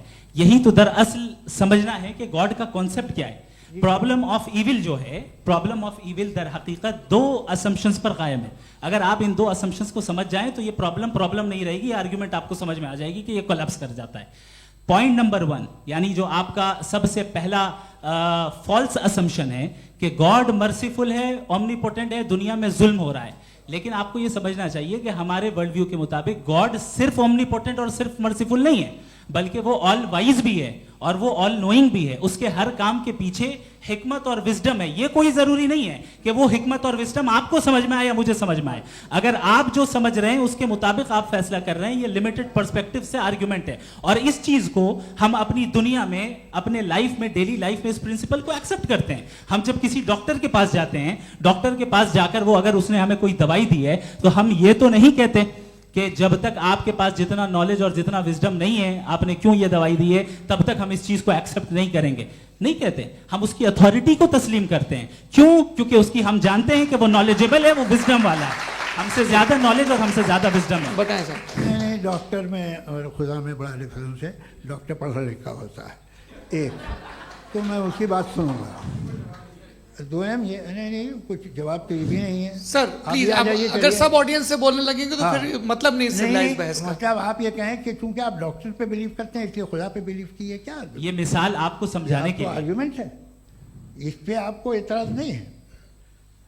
तो सिंपल बात ये है कि मैं अगर ये यकीन कर लूँ कि एक ओमनीपोटेंट, उसकी मसलहत है, ये जो बच्चे मर रहे हैं ये मसलहत है उसकी, मुझे नहीं चाहिए थी मसलहत। उसकी मसलहत नहीं, यही तो समझना है, मतलब एक्सपीरियंस। अच्छा, इस आपने अभी मेरी बात पूरी सुनी नहीं। मैंने कहा आपका पूरा आर्ग्यूमेंट दो फॉल्स असम्पशंस पर है। एक फॉल्स असम्पशन मैंने बता दिया, दूसरा फॉल्स असम्पशन ये है कि इस दुनिया में इविल के होने का कोई गुड रीजन नहीं है, जबकि हमारे पास बाज रीजंस मौजूद हैं, हमारे पास बाज वजूहात मौजूद हैं। अगर इस दुनिया में इविल ना हो तो आप गुड को डिफाइन कैसे करेंगे? अगर जुल्म ना हो आप इंसाफ को समझेंगे कैसे? अगर तारीकी ना हो तो आप लाइट को समझेंगे कैसे? बहुत अच्छे। अभी और सुन लें, अभी और बाकी है। ये तो बात बहुत पसंद आई साहब मुझे, कि जब तक रेप ना हो तब तक औरतों की इज्जत का ख्याल आपने मेरा जवाब पूरा सुना ही नहीं। जब तक के बच्चों का कत्ल ना किया जाए तब तक आपको बच्चों की मासूमियत की इज्जत। आपने पूरा जवाब सुना ही नहीं। क्या बात है, क्या आपने नुक्ता निकाला? आपने पूरा जवाब सुना ही नहीं। आप सुन लें, मेरी बात सुन लें। ये मैंने आपको एक चीज बताई। दूसरी चीज, इस दुनिया में हम आए हैं टेस्ट के लिए, हमारा टेस्ट हो रहा है और हर इंसान का अलग अलग अंदाज में टेस्ट होता है। और इस दुनिया में अगर इविल मौजूद है तो वो इविल जरिया है हमारे अंदर ह्यूमन नोबल क्वालिटीज को डेवलप करने का और अलग अलग फील्ड में प्रोग्रेस करने का। और अगर हमारे अंदर और इस दुनिया में इविल नहीं होता तो बताइए टेस्ट का मतलब क्या होता? अगर मैं अपने स्टूडेंट को एमसीक्यूज दूं और उसमें सिर्फ राइट आंसर लिख कर दे दूं और कहूं तुम्हारा टेस्ट हो गया, ये मीनिंगलेस है। इस दुनिया में अगर हम टेस्ट के लिए आए हैं तो जाहिर है गुड एंड इविल दोनों मौजूद है। तो अगर गुड एंड इविल दोनों मौजूद है तो ये इविल भी खुदा का बनाया हुआ है। जी हाँ, खुदा का बनाया हुआ है। लेकिन अच्छा, चलो अच्छी बात। जी बिल्कुल, तो बिल्कुल खुदा ने बनाया। अभी तो ये है कि जो मेजॉरिटी है दुनिया में वो इविल है, तो ये खुदा एक्चुअली इविल के साइड पे लग रहा है मुझे। बिल्कुल भी नहीं, मैं बताता हूं। मेजॉरिटी में तो वो है। क्या बात कर रहे हैं भाई आप? मैं बहुत कोई भी जो मुंसिफ होगा, चाहे आपका अपना घर हो जिसके आप सबसे बड़े हैं, चाहे आपकी ऑर्गेनाइजेशन हो जो आप चलाते हैं, वहां पर आप इविल रखेंगे साबित करने को कि बाकी लोग शरीफ हैं। मेरी बात सुन क्या ये आर्ग्यूमेंट ही गलत है? अगर कि जब तक के कोई इविल नहीं होगा तब तक के शरीफ आदमी शरीफ नहीं लगेगा। अगर एग्जामिनर गलत ऑप्शन दे रहा है तो एग्जामिनर इविल नहीं हो गया, जो गलत ऑप्शन को सेलेक्ट कर रहा है वो फेल होगा।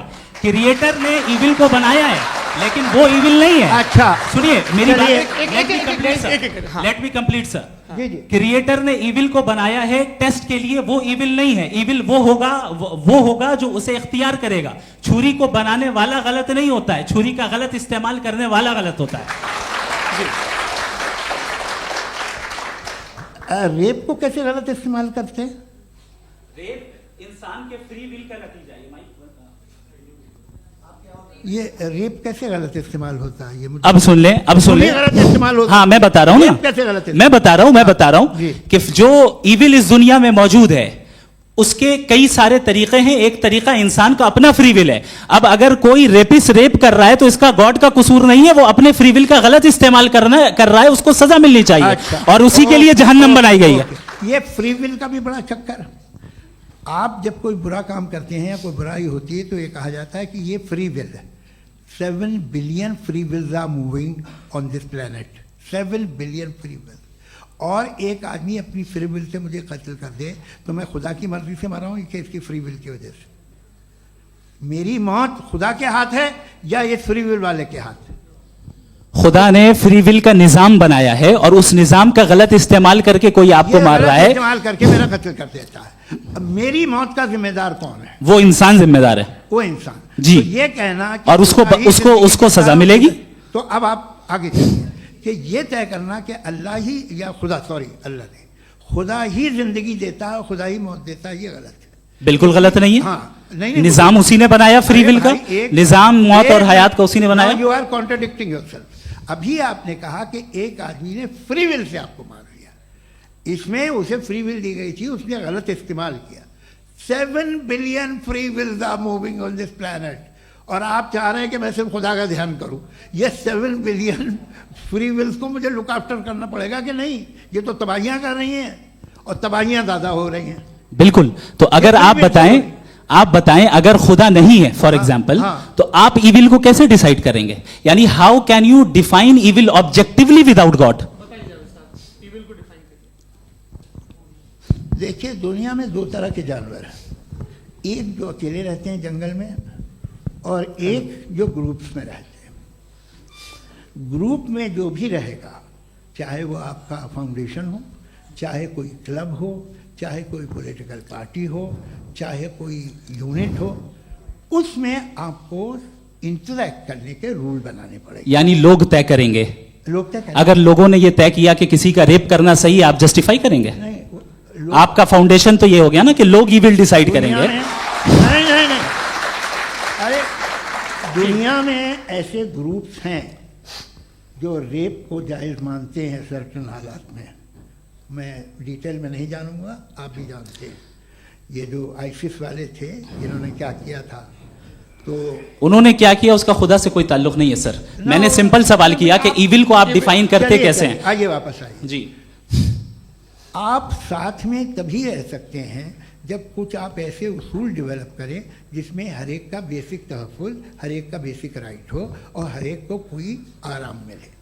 यही तरीक़ा है किसी भी ऑर्गेनाइजेशन जिसमें एक से ज़्यादा लोग हैं और वो ऐसे चलती है ज़िंदगी। उसमें अगर आप गड़बड़ करेंगे तो तबाही होगी, नुकसान होगा, बर्बादियाँ आएंगी। और अगर उसमें आप घर ले लीजिए ना, एक हस्बैंड है, एक वाइफ है, बच्चे हैं, वालदा भी हैं, 2 बहनें भी हैं, एक भाई भी है।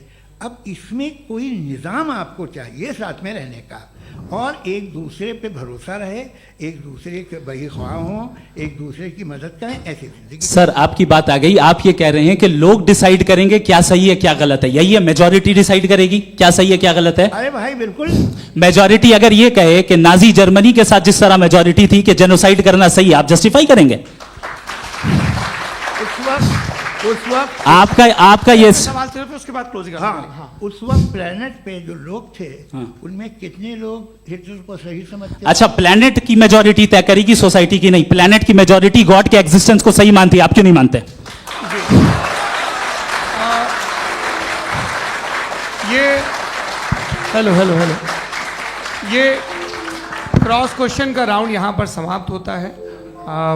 और ये बड़ा अच्छा है कि इस तरह से फ्रेगमेंट कर दिया गया है ताकि जो मरकरी ऊपर जा रहा है नीचे जवाब दे दूं। जी। प्लेनेट की ज़्यादातर मेजॉरिटी कुछ दूसरे मजहबों के खुदा को मानती है। आप उन्हें क्यों नहीं, आप तो मेजॉरिटी की बात कर रहे अच्छा, हैं। ये मैंने क्लोजिंग majority की बात- आप ये कह रहे हैं इविल और गुड को डिसाइड मेजॉरिटी करेगी। मेजॉरिटी जो कर दे वो सही हो जाएगा। अरे क्लोजिंग इसको जैसा आप ही लोगों ने तय किया है उसी फॉर्मेट को फॉलो कर लेते हैं। हाँ भाई, मैंने तो भले लोगों पे एतबार किया और तब मॉडरेशन तय किया। जी आपके पास 5 मिनट का वक्त है, क्लोजिंग आर्ग्यूमेंट है, उसके बाद हम ऑडियंस से क्वेश्चन आंसर लेंगे जावेद साहब के क्लोजिंग आर्ग्यूमेंट के बाद। ओके, टाइम स्टार्ट्स बहुत शुक्रिया जी। हमारा जो टॉपिक है डज गॉड एग्जिस्ट, मैं इस पे इतने एकेडमिक तैयारी करके आया था, मुझे था कि मैंने सोचा था कि कई सारे मैं आर्ग्यूमेंट्स दूंगा, लेकिन वक्त की भी किल्लत और जावेद साहब बार बार इधर उधर चले जा रहे थे तो उसको भी थोड़ा एंटरटेन करना पड़ गया। डज गॉड एग्जिस्ट पे मैं एक ही आर्ग्यूमेंट दे पाया, आर्ग्यूमेंट्स बहुत हैं और डेफिनेटिव आर्ग्यूमेंट्स हैं, और मेरे आर्ग्यूमेंट को किसी एक राउंड में भी इन्होंने एंटरटेन नहीं किया और रेफ्यूट नहीं किया, एक राउंड में भी नहीं, एक राउंड में भी नहीं, और ना ही अभी आपका क्लोजिंग आर्ग्यूमेंट आएगा, नहीं वो बता देना। Argument of contingency sir. अरे मैं आपसे कई बार कह चुका हूँ कंटीजेंसी का मतलब अब मैं कैसे समझाऊं आपको, आपस में हाँ आप और कितने आसानी से समझाऊं मैं, मुझे तो नहीं समझ में आ रहा है। बस आप अपनी आर्ग्यूमेंट ऑफ कंटीजेंसी उर्दू में बोल सकते हैं। हाँ आप अपनी बात पूरी कर लें जी, आखिरी 4 मिनट। दूसरी चीज, just a minute please ma'am, can I talk? दूसरी चीज ये है कि आपने एक तो इसका जवाब नहीं दिया, दूसरा आपने गॉड के ना होने पर कोई डेफिनेटिव आर्ग्यूमेंट नहीं दिया, सिर्फ मजहब पे बात कर रहे हैं आप। मजहब तो आज हमारा टॉपिक ही नहीं था, आज तो हमारा टॉपिक हो आप मजहब से ले लेकर आईएस तक चले गए। भाई हमारा क्या ताल्लुक है उससे, वी कंडेम देम, और उसका गॉड से क्या ताल्लुक है? अगर कोई गलत काम कर रहा है, किसी ने किसी को कत्ल किया, किसी ने किसी का रेप किया, उसको सजा मिलनी चाहिए, और आपके पास कोई भी rational strong foundation of morality नहीं है। आपने कहा कि मेजॉरिटी तय करेगी सोसाइटी की, वो सही होगा। मैंने कहा हिटलर को फिर आप सही कहेंगे, नहीं नहीं नहीं नहीं, प्लैनेट की सोसाइटी की मेजॉरिटी तय करेगी। तो प्लैनेट की मेजॉरिटी गॉड के एग्जिस्टेंस को मानती है, आप कह रहे हैं ये रिलीजियस है, तो यानी आपके पास कोई स्ट्रॉन्ग फाउंडेशन नहीं है ऑब्जेक्टिव मोरालिटी का। ऑब्जेक्टिव मोरालिटी का अगर कोई फाउंडेशन है तो वो सिर्फ गॉड है, गॉड है, गॉड है। थैंक यू जी। ये मुफ्ती शमाइल नदवी साहब का क्लोजिंग आर्ग्यूमेंट था। अब हमारे पास जी जी ये बड़ा अच्छा है कि दोनों लोगों को मॉडरेटर से शिकायत भी और बोल रहे भाई हमारी शाबाशी भी तो करते चलो। अब मेरी बात जी आपके पास जावेद अख्तर साहब 5 मिनट का वक्त है, ये आपका क्लोजिंग आर्ग्यूमेंट है, टाइम रीसेट कर दें जी। देखिए बहुत सारी बातें हैं। गॉड का डेफिनेशन दुनिया के किसी भी रिलीजन में है कि वो ओमनीपोटेंट है, ओमनीप्रेजेंट है, he is just, he is kind, he loves you and so on.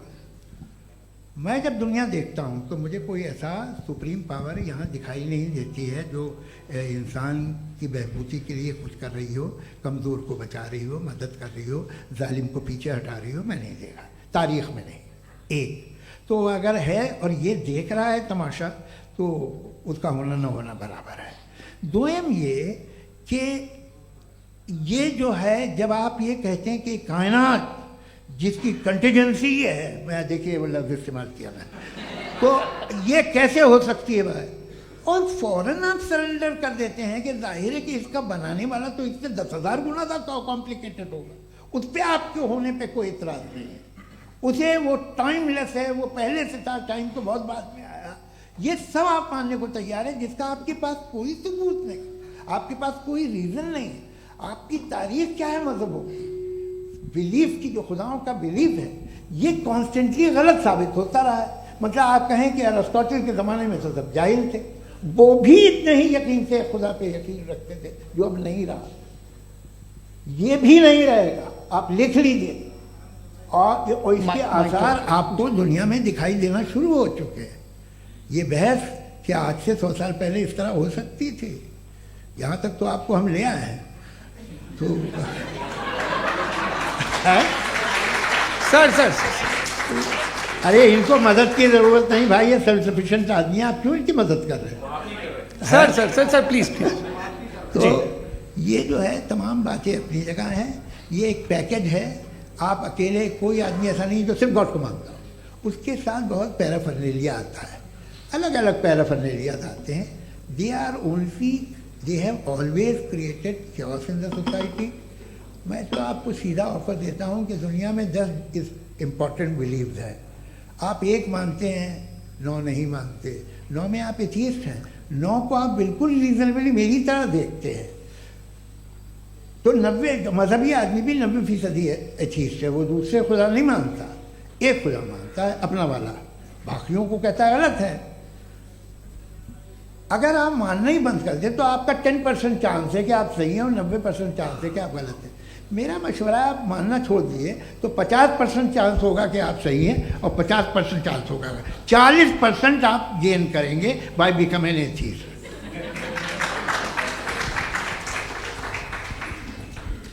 ये एक फरसूदा ख्याल है, ये ख़त्म हो रहा है। हो सकता है मेरी ज़िंदगी में ना हो, लेकिन ये हो जाएगा। जो बातें ये इनको आप मेटाफिज़िकल ये वो ऐसे रिस्पेक्टेबल टर्म दे दिए, ये तो उन लोग के हैं जिन्हें ना फिज़िक्स मालूम थी ना मेटा मालूम था, ये उन्होंने आपको दिए हैं। जी बहुत शुक्रिया आप दोनों लोगों का। और अब इस बातचीत का आखिरी राउंड शुरू होगा, डज गॉड एग्जिस्ट की ये बहस मुफ्ती शमाइल नदवी और जावेद अख्तर साहब के बीच। आप लोग अपने अपने हाथ ऊपर करेंगे, मैं यहाँ से तय करूँगा। और माइक हमारे पास है क्या? एक ही माइक है ऑडियंस के लिए? 2 माइक है, एक इस तरफ एक इस तरफ, ठीक है। तो जी सबसे पहले हमारी सहयोगी है मारिया शकील जी, पूछे सवाल। थोड़ा सा रुकेंगे ताकि कैमरे का फ्रेम आप पर आ जाए, आपकी तो प्रैक्टिस है टीवी की। जी नदवी साहब, मैं खुदा को मानती हूँ, पहले मैं इसी प्रमाइस से शुरू कर रही हूँ और ये बता रही हूँ आपको, मैं मानती हूँ। लेकिन कुछ सवाल हैं जो जावेद साहब ने उठाया, उसका जवाब आपको देना चाहिए। पहला सवाल ये कि गज़ा में सालों से छोटे बच्चे मर रहे हैं, वो उनको अगर खुदा मर्सीफुल है, हम मानते हैं कि अल्लाह ताला में बहुत ताकत है, तो वो बच्चे क्यों मर रहे हैं? दूसरी बात ये कि अगर कंटिजेंसी की जो आप बात करते हैं, पूरे मुस्लिम ममालिक मिल करके भी उन गज़ा के बच्चों को क्यों नहीं बचा पा रहे हैं? क्योंकि अगर वो चाहते, क्योंकि अल्लाह ताला उन पर हुकूमत करते हैं, सब पर हुकूमत करते हैं, तो वो उनको क्यों नहीं बचा? जी थैंक यू वेरी मच। बहुत अच्छा किया आपने इस चीज़ को जिक्र कर दिया, मैं इसको और अच्छे से एक्सप्लेन करने की कोशिश करता हूँ। देखें, जहाँ तक आपने कहा कि गज़ा के बच्चों को मारा जा रहा है, देखें 2 वर्ल्ड व्यू है, एक एथीस्टिक वर्ल्ड व्यू, एक थीस्टिक वर्ल्ड व्यू है। बच्चे मर रहे हैं दोनों वर्ल्ड व्यू में, लेकिन हमारा वर्ल्ड व्यू कह रहा है कि रिकॉम्पेंस है, ये कह रहे हैं कि उनका मरना बेकार जाने वाला है, कोई उसका रिकॉम्पेंस नहीं है, चूंकि इनके यहाँ आखिरत और अल्लाह का कोई तसव्वुर या गॉड का कोई तसव्वुर नहीं है। आपने ये सवाल किया कि गॉड मर्सीफुल है, क्यों नहीं रोकता? ये मैंने बताया कि ये मिसकंसेप्शन है लोगों के दरमियान कि गॉड को सिर्फ मर्सीफुल और ओमनीपोटेंट समझते हैं। गॉड के सिर्फ यही 2 एट्रीब्यूट्स नहीं हैं, गॉड के कई सारे एट्रीब्यूट्स हैं, उनमें से अल हकीम भी है, उनमें से ऑल वाइज भी है, ऑल नोइंग भी है। लिहाजा अगर इस दुनिया में किसी को तकलीफ आ रही है और गॉड उसको नहीं रोक रहा है, वो इसलिए नहीं रोक रहा है चूंकि इंसानों को फ्री विल दिया गया है। ठीक इसी तरीके से अगर एक डॉक्टर किसी छोटे बच्चे को इंजेक्शन लगा रहा है, उसे तकलीफ पहुंच रही है, उसके लिमिटेड पर्सपेक्टिव के एतबार से यह गलत हो रहा है और डॉक्टर बुरा है। लेकिन जब आप ब्रॉडर पिक्चर को देखेंगी, आपके और हमारे पास सिर्फ एक पिक्सल है, हमें इतना नजर आ रहा है कि गजा में कत्ल हो रहा है, लेकिन इसके पीछे कितना रिकॉम्पेंस उनको मिलने वाला है, पूरा पिक्चर गॉड के पास है। तो एक पिक्सल से आप पूरे पिक्चर को कभी भी जज नहीं कर सकती। आप इसमें कुछ जोड़ना चाहेंगे? आपको कुछ बोलना है इसमें? भैया आपने बहुत अच्छा जस्टिफिकेशन दिया, या आप वो जो वहाँ के प्राइम मिनिस्टर इजराइल के उन्हें भेजिए, वो बहुत खुश होंगे। आप जस्टिफिकेशन दे देना कि अगर गॉड नहीं है तो बच्चे क्यों मर रहे हैं, आप बताएं। वो ये सवाल पूछ रहे हैं कि अगर आप ईश्वर का अस्तित्व नहीं मानते हैं तो उन बच्चों की मौत को आप कैसे इंटरप्रेट करते हैं? भाई ये दुनिया जो है, जो ताकतवर लोग होते हैं वो एक नाइंसाफी करते हैं। तो ये अच्छा काम है आपके नजदीक, तो नेचर नाइंसाफी पे मबनी है। अरे मेरे भाई, आप नेचर की कहाँ बात कर रहे हैं, तो इंसान की बात। तो फिर जब मैं इंसान की बात कर रहा था, आप नेचर की बात करने लग गए। क्रॉस एग्जामिनेशन नहीं। हाँ, अब आप मुझे बोलने नहीं देंगे तो अलग बात है, आप बोलिए, मुझे कोई जल्दी नहीं। जी नहीं, ये क्रॉस एग्जामिनेशन मुझे बोल तो लेने दीजिए। जी बोलिए। क्या बात ये है कि ह्यूमन सोसाइटी तभी साथ में रह सकती है जब वो मोहब्बत से, एकता से, एक दूसरे के एहतराम करके रहे। इसके अलावा पॉसिबल नहीं है, अकेले तो इंसान रह नहीं सकता। वहाँ पर कुछ लोग हैं जो फाउल करते हैं, वो फाउल हमेशा से तारीख में होता आया है। आज ये हो रहा है, जो हो रहा है बहुत बुरा हो रहा है, बहुत जालिमाना है, बहुत जाबराना है। उसको आप कहें कि ये बच्चों को कॉम्पनसेशन मिल जाएगा या इसकी इंजेक्शन है, इंजेक्शन तो हेल्थ के लिए दिया जाता है। आप ये कह रहे हैं कि ये बच्चों की जो धज्जियाँ उड़ रही हैं ये इंजेक्शन है, ये टेस्ट है, ये टेस्ट है, और उस टेस्ट में उनको ऐसा रिकॉम्पेंस मिलेगा जो आपके तस्वुर के बाहर है। ये आप 3 बरस के बच्चे को बारूद से उड़ा के टेस्ट ले रहे हैं? वाह! वो नहीं ले रहा है, खुदा नहीं उड़ा रहा है, इजराइल उड़ा रहा है। जी, ये तो उसको कंडेम अगला करें। सवाल लेते हैं। अगला सवाल लेते हैं प्रोफेसर पुरुषोत्तम अग्रवाल। मुफ्ती साहब, एक निवेदन आपसे है कि कम से कम थोड़ा सा माइक क्लोज एक रिलीजियस और फिलोसफिकल कर मैम प्लीज। एक रिलीजियस और फिलोसफिकल ट्रेडिशन है जो ब्रह्मांड को यानी यूनिवर्स को ही अंतिम मानती है। सर्वम खलु इदम ब्रह्मम, this is Chandogya Upanishad, and it completely rules out the existence और नेसेसिटी, आपके शब्दों में necessity of a creator. The creation itself is the creator. तो एक मिनट प्लीज। दूसरा जो सवाल आपने अभी, जो आप बार बार कह रहे हैं कि भगवान विद्वान भी है, वाइज, सब जानने वाला, तो अगर विजडम में दुनिया भर के पापों और अत्याचारों को बर्दाश्त करना शामिल है, तो फिर इसका मतलब ये हुआ कि अगर मैं फ्री विल से उसको अपोज करता हूं तो ईश्वर की विजडम और मेरी फ्री विल में कॉन्ट्राडिक्शन है। Because when I am opposing whatever is happening in Gaza, then I am opposing the God's will और गॉड्स विजडम। जवाब लेते हैं तो गॉड की विजडम, एक मिनट सर प्लीज सर, ये एक जुमला, गॉड की विजडम है कि गाजा में जो कुछ हो रहा है वो हो रहा है, मैं उसका अपोज कर रहा हूं, तो मैं गॉड की विजडम के खिलाफ जा रहा हूं। एक सवाल। दूसरा ये, नहीं, आपने 2 ऑलरेडी।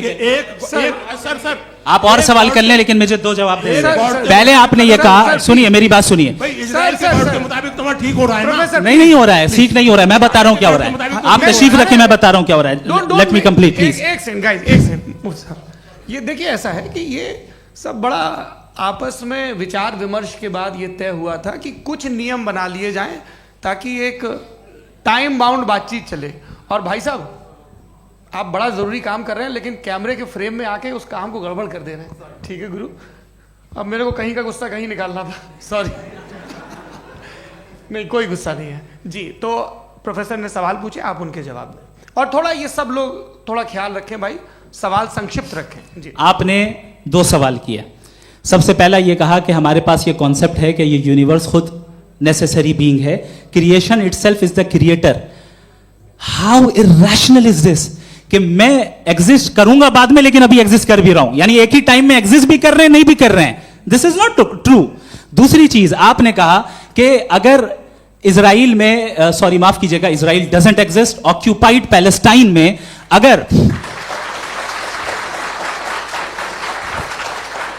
अगर ऑक्यूपाइड पैलेस्टाइन में बच्चों को मारा जा रहा है फ्री विल की वजह से और गॉड नहीं रोक रहा, ये कॉन्ट्रडिक्शन है। ये बताइए कि एक एग्जाम में एक बच्चा गलत आंसर लिख रहा है, सुनिए, एग्जामिनर चाहे तो रोक सकता है, क्यों नहीं रोक रहा है?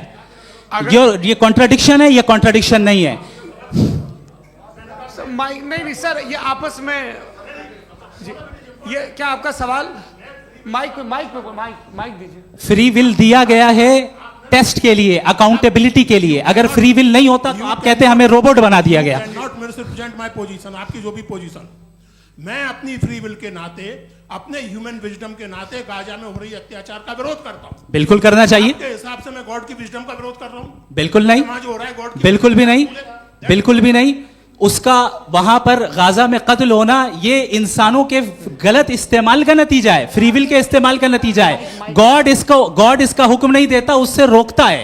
यही तो मसला है ना, आपके लिए कॉन्सेप्ट क्लियर नहीं नहीं भाई, आपने तो बताया था इंजेक्शन लगाने से बच्चे को तकलीफ होती है, ये इंजेक्शन लगा। सर आप ऐसे रेटोरिक स्टेटमेंट दे तब तो कोई मसला नहीं समझते रहेंगे। This is a rhetoric statement, this is not a logical argument sir. I am sorry, I am sorry. आखिरी 30 मिनट बड़े मुश्किल होने वाले हैं जी। मुफ्ती साहब आगे बैठे हैं, इनको माइक दीजिए। हाँ तरुण, माइक आप अपने पास रखिए, आपको कैमरे का फ्रेम पता है जी। सबसे पहले दोनों को मुबारकबाद। एक सर अपना आप नाम बता दें। आप अमेरिका में शिकागो में रहते हैं, इतना मुझे याद है। बताया आपको, यासिर नदीम अलवाजदी मेरा नाम है। जावेद सर, आपसे एक क्वेश्चन है इन्फिनिट रिग्रेस के ताल्लुक से। एक हाइपोथेटिकल सिनेरियो है, मसलन अगर आप सर माइक थोड़ा सा प्लीज क्लोज रखिए जी। अगर आप शायर इसलिए हैं कि आपके कोई उस्ताद शायर थे, और वो इसलिए शायर थे कि उनके कोई उस्ताद शायर थे, और इसी तरीके से हम माजी में पीछे चलते चलते चले जाएं और कहीं ना रुके, तो माफ कीजिएगा आप कभी शायर नहीं हो सकते। लेकिन आप शायर हैं, आपका शायर एग्जिस्ट करता है, इसका मतलब ये है कि आप कहीं ना कहीं रुके हैं। तो मेरा सवाल ये है कि क्या आप इन्फिनिट रिग्रेस ऑफ कॉजेस को लॉजिकल फैलेसी मानते हैं या नहीं मानते? हाँ या ना? मैं इन्हें लॉजिकल फैलेसी नहीं मानता हूँ, लेकिन मेरा प्रॉब्लम यह है कि जब मैं नहीं मानता हूँ तो I continue with this logic जो फैलेसी नहीं हो। आप एक जगह रुक जाते हैं जाके, आप कहते हैं ये गेंद कैसे बनी, ये जजीरा कैसे बना, ये समंदर कैसे बना, ये ज़मीन कैसे बनी, और अचानक गॉड पे जाके आपको ब्रेक लग जाता है। एक बार आप सवाल नहीं करते कि भाई इनको बनाने वाला तो इनसे भी कॉम्प्लिकेटेड होगा, वो कैसे बना, उसके बारे में आपने इत्मीनान कर लिया, वो हमेशा से है। तो अगर आप उसे हमेशा से मानते हैं तो फिर ये मान लीजिए कि कायनात हमेशा से है, क्या तकलीफ फिर हम वजूद में नहीं आते जी है? हम मौजूद नहीं। अच्छा सर क्यों नहीं हो मैं सकते? बताऊंगा, प्लीज प्लीज। जैसे मैंने मिसाल दी आपके शेर की। आपका शेर कभी वजूद में ना आता अगर शायर इसी तरह चलते रहता हमेशा। जी माइक मेरे ख्याल से एक सेकंड, इन्फिनिट रिग्रेस का कॉन्सेप्ट क्लियर नहीं हो पाया, ऐसे रहने दें, लेट्स मूव ऑन सर। ठीक है। हाँ, थोड़ा सा मॉडरेटर का भी ख्याल रखें। नहीं आपने तो रखा है, आपने रखा है। यहाँ पे गौहर रजा साहब हैं, वो भी एक सवाल पूछना चाहते हैं। माइक यार नीचे से ऑन कर दिए, नीचे। पहले तो ये कह दूं कि मैं उन बच्चों से शर्मिंदा हूं जिनको गजा में कत्ल किया गया, क्योंकि हमारे होते हुए कत्ल किया गया। लेकिन उससे ज़्यादा शर्मिंदगी इस बात से हुई कि मुझे लगा कि मुफ्ती साहब उसको जस्टिफाई कर रहे हैं। बिल्कुल भी नहीं, आप बहुत ही गलत मुझे बात लगा मैं गलत हो सकता हूं। बिल्कुल गलत मैं है। सवाल पूछ रहा हूं, सवाल मैं देखिए, सवाल अगर पूछ रहा हूं। एक मैं सेकंड, जावेद भाई गौर से साहब, एक डिसएग्री सेकंड, गौर करता साहब, हूं। एक सेकंड देखिए, अगर देखिए ऐसा, एक सेकंड आप सर वेट, अरे आप कुछ मेरे पहले मुझे अपनी बात कह लेने दीजिए। अगर ऑडियंस तय करेगी तो फिर मॉडरेटर का मतलब नहीं। मेरा आप सबसे ये कहना है, ये बहस दो लोगों के बीच में है, एक तरफ मुफ्ती साहब, एक तरफ जावेद साहब। पिछले 1.5 घंटे से ये लोग अपने अपने तर्क रख रहे हैं। आपकी इनसे इत्तेफाकी हो सकती है, ना इत्तेफाकी हो सकती है। मेरे उस्ताद मुझे सिखा गए हैं कि मुखामुखम में असहमति की गुंजाइश बची रहनी चाहिए। अगर मैं आपकी बहुत इज्जत करता हूं गौहर साहब, आपने जो कमाल की किताबें लिखी, साइंटिफिक टेम्परामेंट, लेकिन मेरी ये गुजारिश है आप सबसे कि यदि आप इन लोगों ने जो बोला उन पर टिप्पणियां करेंगे तो ना वक्त की पाबंदी रहेगी, ना वो अनुशासन। आप सवाल पूछ लें, उस सवाल में जो बात आ जाए वो आ जाए। मैं जावेद साहब से डिसएग्री करता हूं, इसलिए जावेद साहब से सवाल पूछ रहा हूं। आपका सवाल जावेद अख्तर साहब से। और सवाल ये है मेरा कि जावेद साहब ने कई बार लॉजिक का इस्तेमाल किया कि साइंस में लॉजिक है और रिलीजन में लॉजिक नहीं है। मेरा ख्याल ये है कि रिलीजन में भी लॉजिक है, लेकिन उस लॉजिक की बेसिस ये है कि आप रुक जाते हैं, जिसका जिक्र जावेद साहब ने बार बार किया, यानी खुदा के तसव्वुर पे आते हुए, गॉड के तसव्वुर पे आते हुए रुक जाते हैं। और इसमें सवाल पूछना मतलब फॉरबिडन होता है। सवाल यह है कि क्या जावेद साहब इससे एग्री करते हैं कि साइंस की लॉजिक अलग है और रिलीजन की लॉजिक अलग है? बताइए सर। देखिए, 3 चीज़ें हैं, साइंस है, एक है मंतिक है, इस्तिदलाल है, और एक जो है कुछ भी नहीं है, फेथ है, अकीदा है।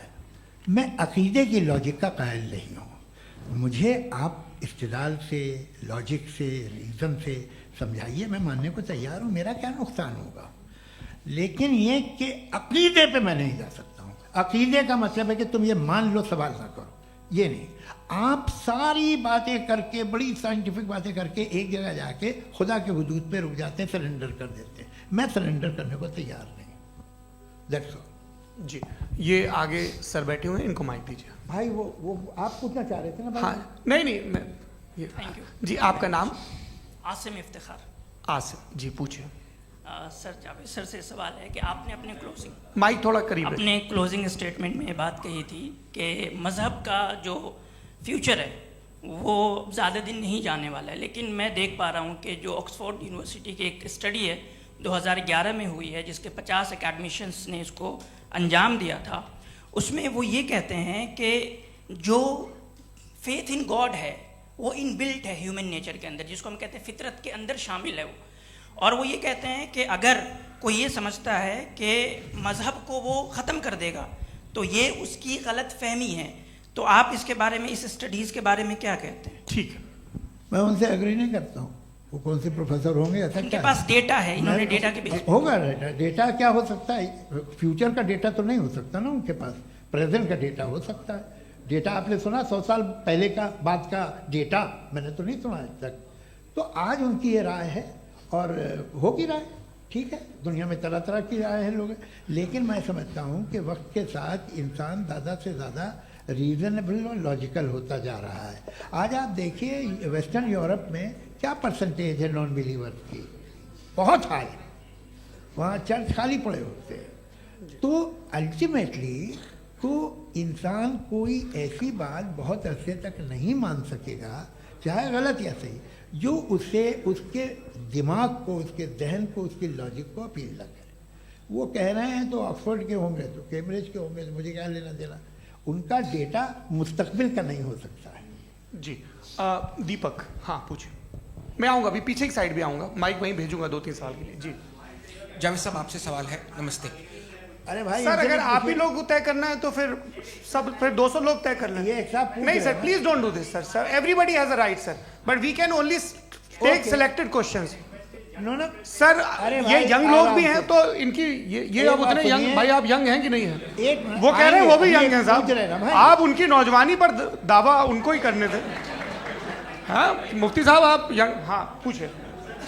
अरे भैया सर मेरा सवाल ये है, कुछ इनसे भी तो पूछो। जी नहीं बस आपसे एक सवाल है। जैसे थीस्टों के पास अपने जो ईश्वर को मानते हैं उनके पास अपने सोशल गेट टुगेदर्स हैं, 5 रोज़ा क्रिसमस आने वाला है, होली है, दिवाली है, ईद है।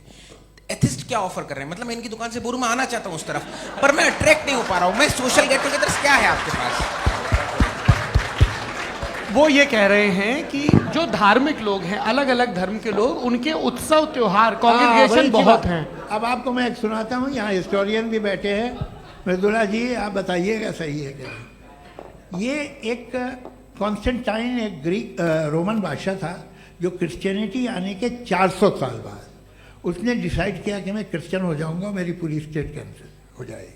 उस ज़माने में ऐसे ही होता था, राजा जो धर्म इख्तियार करता था वो जनता भी कर लेती थी, इसलिए कि वो हो गया था बैंकक्रप्ट। और उसे जो मेडिटेरियन कोस्ट के रिच क्रिश्चियन वो थे मर्चेंट, उससे पैसा चाहिए था। तो उसने कहा यार क्रिश्चियन हो जाओ। तो उसने अपने वजीर से कहा कि भाई ये हिस्ट्री है कि अब हम लोग क्रिश्चियन हो जाते हैं। पहले सर हो जाएंगे, कोई प्रॉब्लम नहीं है, लेकिन एक प्रॉब्लम ये है कि 17 दिसंबर से 25 दिसंबर तक जो पेगन फेस्टिवल होता, जो पेगन जो फेस्टिवल होता है वो बंद हो जाएगा, इसलिए कि हम क्रिश्चियन हो गए तो होगा नहीं। तो वो बच्चों को बहुत बुरा लगेगा, पब्लिक को बहुत इंजॉय करते हैं, खासतौर से 25 को मेन डे। उसने कहा हाँ ये तो सही कह रहे हो, ये जीसस क्राइस्ट की पैदाइश कब थी? पहले साहब वो अप्रैल में थी। नहीं कट करो, वो 25 दिसंबर को है। ये हकीकत है जी। और 400 साल बाद क्रिश्चियनिटी के अप्रैल से दिसंबर ले आए, और इसलिए कि यहाँ पेगन फेस्टिवल होता था। अब मनाते हैं आप आराम से। ये जो सारे फेस्टिवल हैं ये रिलीजन से, हर एक को एक इंटरटेनमेंट डिपार्टमेंट चाहिए होता है अपनी कंपनी चलाने के लिए। तो ये रिलीजन ने, ये सेकुलर त्यौहार थे जिन्हें रिलीजन्स ने ले लिया है। ये मौसम के थे, फसलों के थे, किसानों के थे, उसको आपने लेकर रिलीजियस रंग दे दिया। ये कोई रिलीजन से थोड़ी आए आप। अच्छा हमें देखिए, हम तो मुल्द हैं, हम ईद मनाते हैं, हम दिवाली मनाते हैं, हम होली मनाते हैं, हम क्रिसमस मनाते हैं। बम्बई की फिल्म इंडस्ट्री की सबसे बड़ी होली हमारे घर में होती है, सबसे बड़ी ईद हमारे घर में होती है। वो हमारी सोशल वो है, हमारा हेरिटेज है। ऐसा थोड़ी है कि we will throw the baby along with the water. ये तो अच्छी चीज़ है, इन्हें रखो, जो बेकार है फेंक दो। जी हाँ हेलो जी, मेरा सवाल नादवी जी से है। जैसा कि आपने बोला कि गॉड टाइम के भी परे हैं, और गॉड इतनी कॉम्प्लेक्स चीज़ है कि उसे ह्यूमन माइंड समझ नहीं सकता, और गॉड ने अर्थ पे फ्री विल भी दे दी है। तो आप अपना वक्त ज़ाया क्यों कर रहे हैं गॉड के बारे में बात करके? अपन को तो बात करनी चाहिए कि सोसाइटी को बेहतर कैसे करें। जी मैं, गॉड वही बताता है सोसाइटी को कैसे बेहतर करे। अभी मैं आपका जवाब देता हूँ। आपने कहा कि टाइम पे वो एग्जिस्ट नहीं करता, सो मेरा सवाल ये है कि जैसा आपने बोला कि गॉड बहुत ही कॉम्प्लेक्स चीज है, मैंने कहा ही नहीं कि कॉम्प्लेक्स है, तो आपके अल्फाज हैं। कॉम्प्लेक्स का लफ्ज गॉड के लिए सुइटेबल नहीं है। क्यों? क्योंकि कॉम्प्लेक्स वो चीजें होती हैं जो ऑब्जेक्ट हो। God is not an object जिसको आप इंस्ट्रूमेंट के जरिए लेबोरेटरी में जाके टेस्ट करें, oh it's very complex. No, वो कोई कार का इंजन नहीं है। वो फिलोसॉफिकली नेसेसरी बीइंग ऐसी बीइंग है जो सिंपल बीइंग है। हाँ, आप उसको मुकम्मल तौर पे उसकी तमाम हिकमतों को जान ले और हर चीज को जान ले, ये पॉसिबल नहीं है, क्योंकि वो ऑल वाइज है, आप ऑल वाइज नहीं है, और वो खुदा है, वो आपको सारी चीजें बता दे, ये जरूरी नहीं। मेरा सवाल ये नहीं था, मेरा सवाल ये था कि जब गॉड इतना परे है इस दुनिया से कि उसने अर्थ पे फ्री विल भी दी है, हम सब ह्यूमंस की फ्री विल है, और जो सोसाइटी में हो रहा है वो अपन लोग डिसाइड करेंगे, तो अपन लोग डिसाइड नहीं करेंगे ना, अपन लोग डिसाइड नहीं करेंगे। गॉड जो है, गॉड ने वो उसकी जात, उसकी एग्जिस्टेंस टाइम एंड स्पेस से परे है, लेकिन वो हमारा टेस्ट ले रहा है और उसी गॉड ने हमें बताया कि तुम्हें क्या करना है क्या नहीं करना है, तो जाहिर है उस गॉड की बात सुनेंगे ना हम। जी, वो पीछे एक चश्मा लगाए जो मैम खड़ी हैं, उनको दीजिए। हाँ, आप जी जी बिल्कुल आएंगे। देखिए मैं कोशिश कर रहा हूँ सब तरफ जाने की। हाँ, उनको दीजिए माइक। जी, हेलो सर, मैं ओमनी प्रेजेंट नहीं हूँ, टाइम पाबंद हूँ और जहां तक कोशिश कर सकता हूँ करूंगा। जी, अपना नाम बताइए। मेरा नाम उर्सुला है, मैं दिल्ली यूनिवर्सिटी की एक स्टूडेंट हूँ और मैं स्टूडेंट फेडरेशन ऑफ इंडिया से हूँ। मेरा सवाल मुफ्ती जी से है कि इस हॉल के इस कमरे में बैठ के हम लोग रेप की मोरालिटी के बारे में फिलोसफिकली बात तो कर सकते हैं, बट असलियत ये है कि रोज़मर्रा की ज़िंदगी में औरतें रेप के थ्रू गुजरती हैं, और हम लोग सिर्फ नंबर्स पे इस तरह नहीं देख सकते, क्योंकि कितनी औरतें हैं इन कंट्रीज़ में जहाँ पे आप बता रहे हैं कि केसेस कम हैं, जिनका एक्सेस है कि वो जाके केस फाइल कर सकें। कितनी औरतें हैं जो जिनको काम करने की आज़ादी है उन कंट्रीज़ में। यूरोप में ये आज़ादी आ गई, यूरोप में ये रूल्स आ गए, तो हम आज उसके बारे में बात कर पा रहे हैं। जी, जवाब। आपने ये कहा कि कमरे में बंद होकर हम लोग इस पर फिलोसफिकली बात कर सकते हैं, लेकिन हकीकत में क्या हो रहा है, वो ग्राउंड लेवल पे क्या हो रहा है, जो बहुत गलत हो रहा है, और वो सफ़र कर रही हैं। आई अग्री, बहुत गलत हो रहा है, और जो गलत हो रहा है उसको हमें रोकना है। और क्यों रोकना है, वो गलत क्यों है?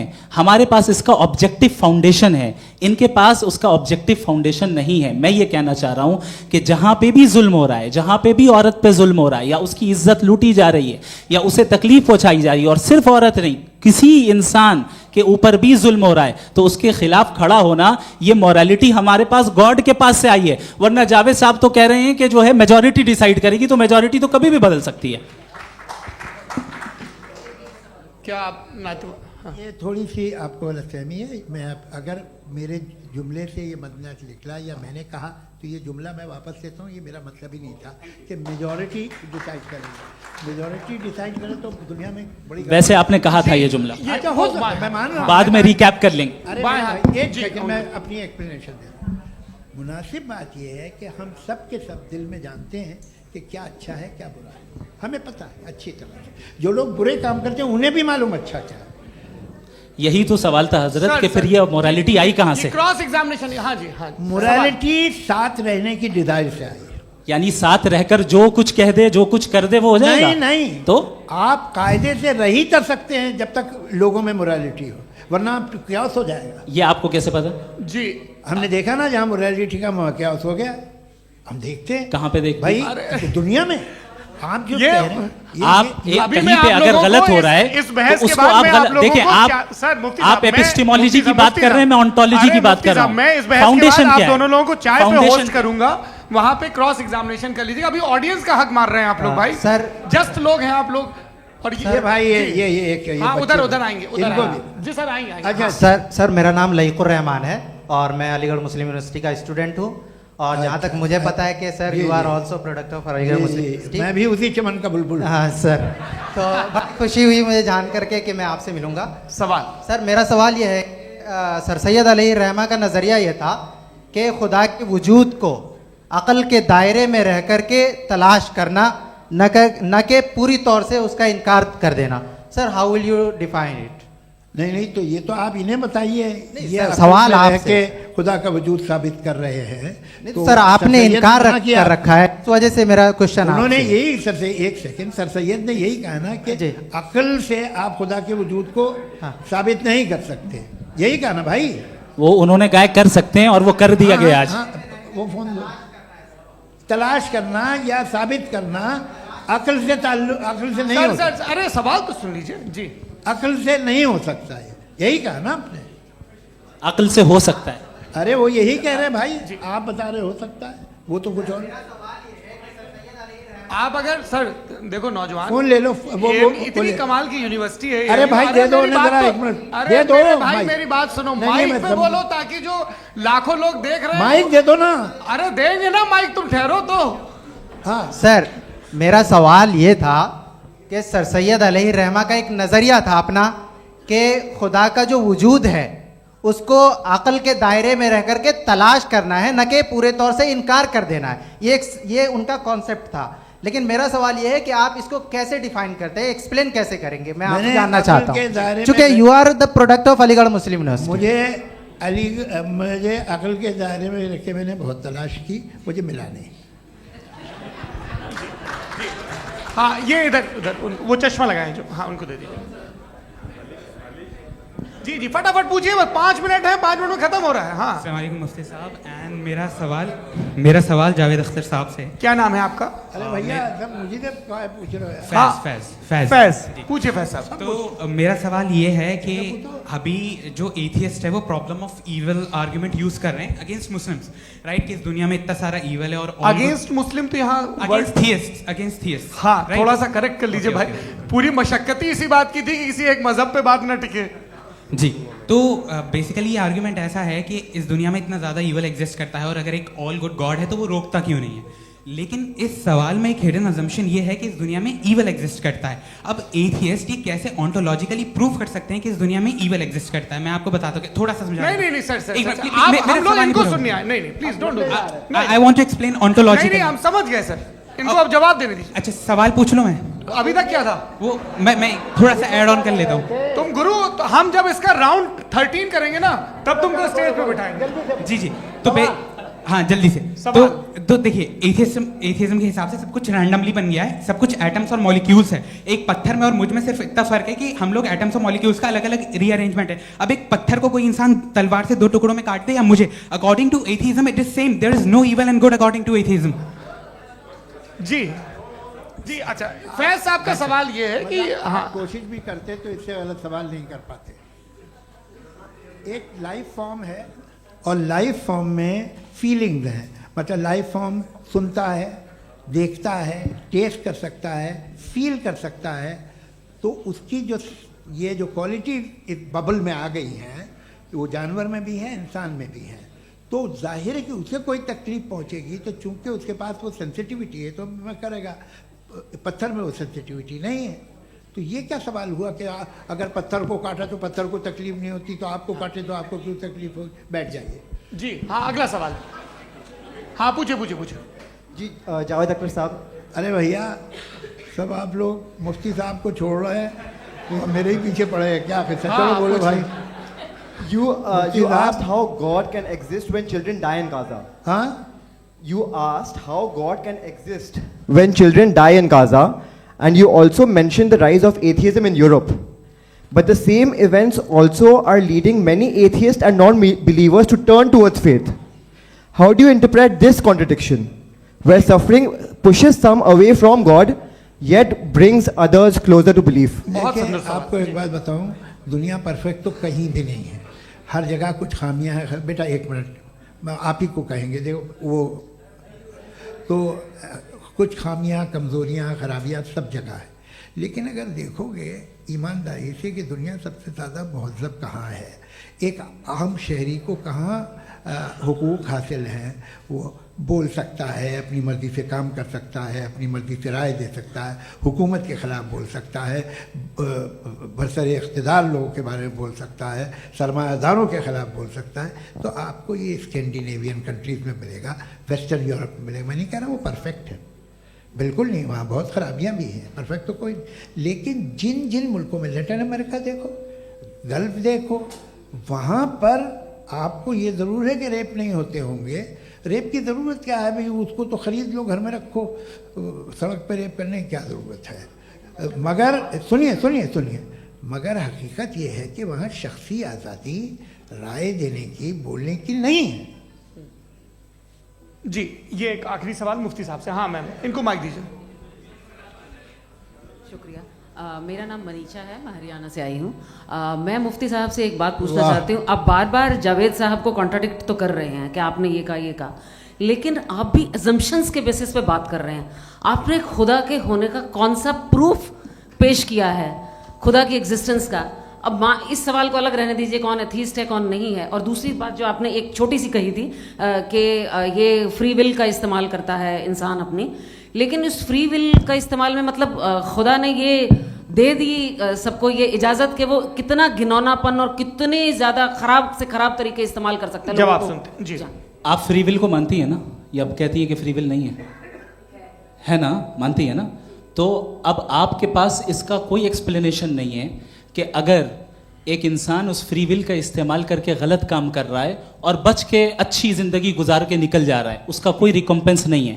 हमारे वर्ल्ड व्यू में जो इंसान गलत काम कर रहा है उसको भी रिकम्पेंस यानी उसका बुरा बदला मिलना है, और जो सही काम कर रहा है उसको सही बदला मिलना है।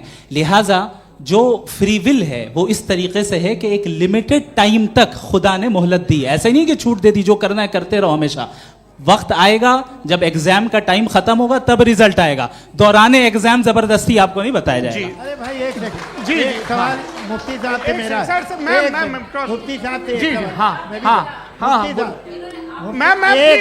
रुक जाइए, आपसे फोन, आप इसके बाद आपसे यही रहेंगे वो। हाँ बोलिए। मैं मुफ्ती साहब एक ही सवाल करता हूँ कि अगर जो हो रहा है फ्री विल से हो रहा है और एक दिन बरोज़ क़यामत इंसाफ होगा मैशर में वगैरह वगैरह, तो दुआ क्यों मांगते हैं लोग? दुआ मांगते हैं इसके मतलब है अभी भी उसने ये डिपार्टमेंट रखा है कि मैं रोज़मर्रा की ज़िंदगी में बिल्कुल बिल्कुल ही कैन। तो तुम कैन हो, तुम मुझे नौकरी दिला देते हो, मेरे बेटे को ग्रीन कार्ड दिला देते हो, और 45,000 बच्चे मरते उन्हें रोकते नहीं हो।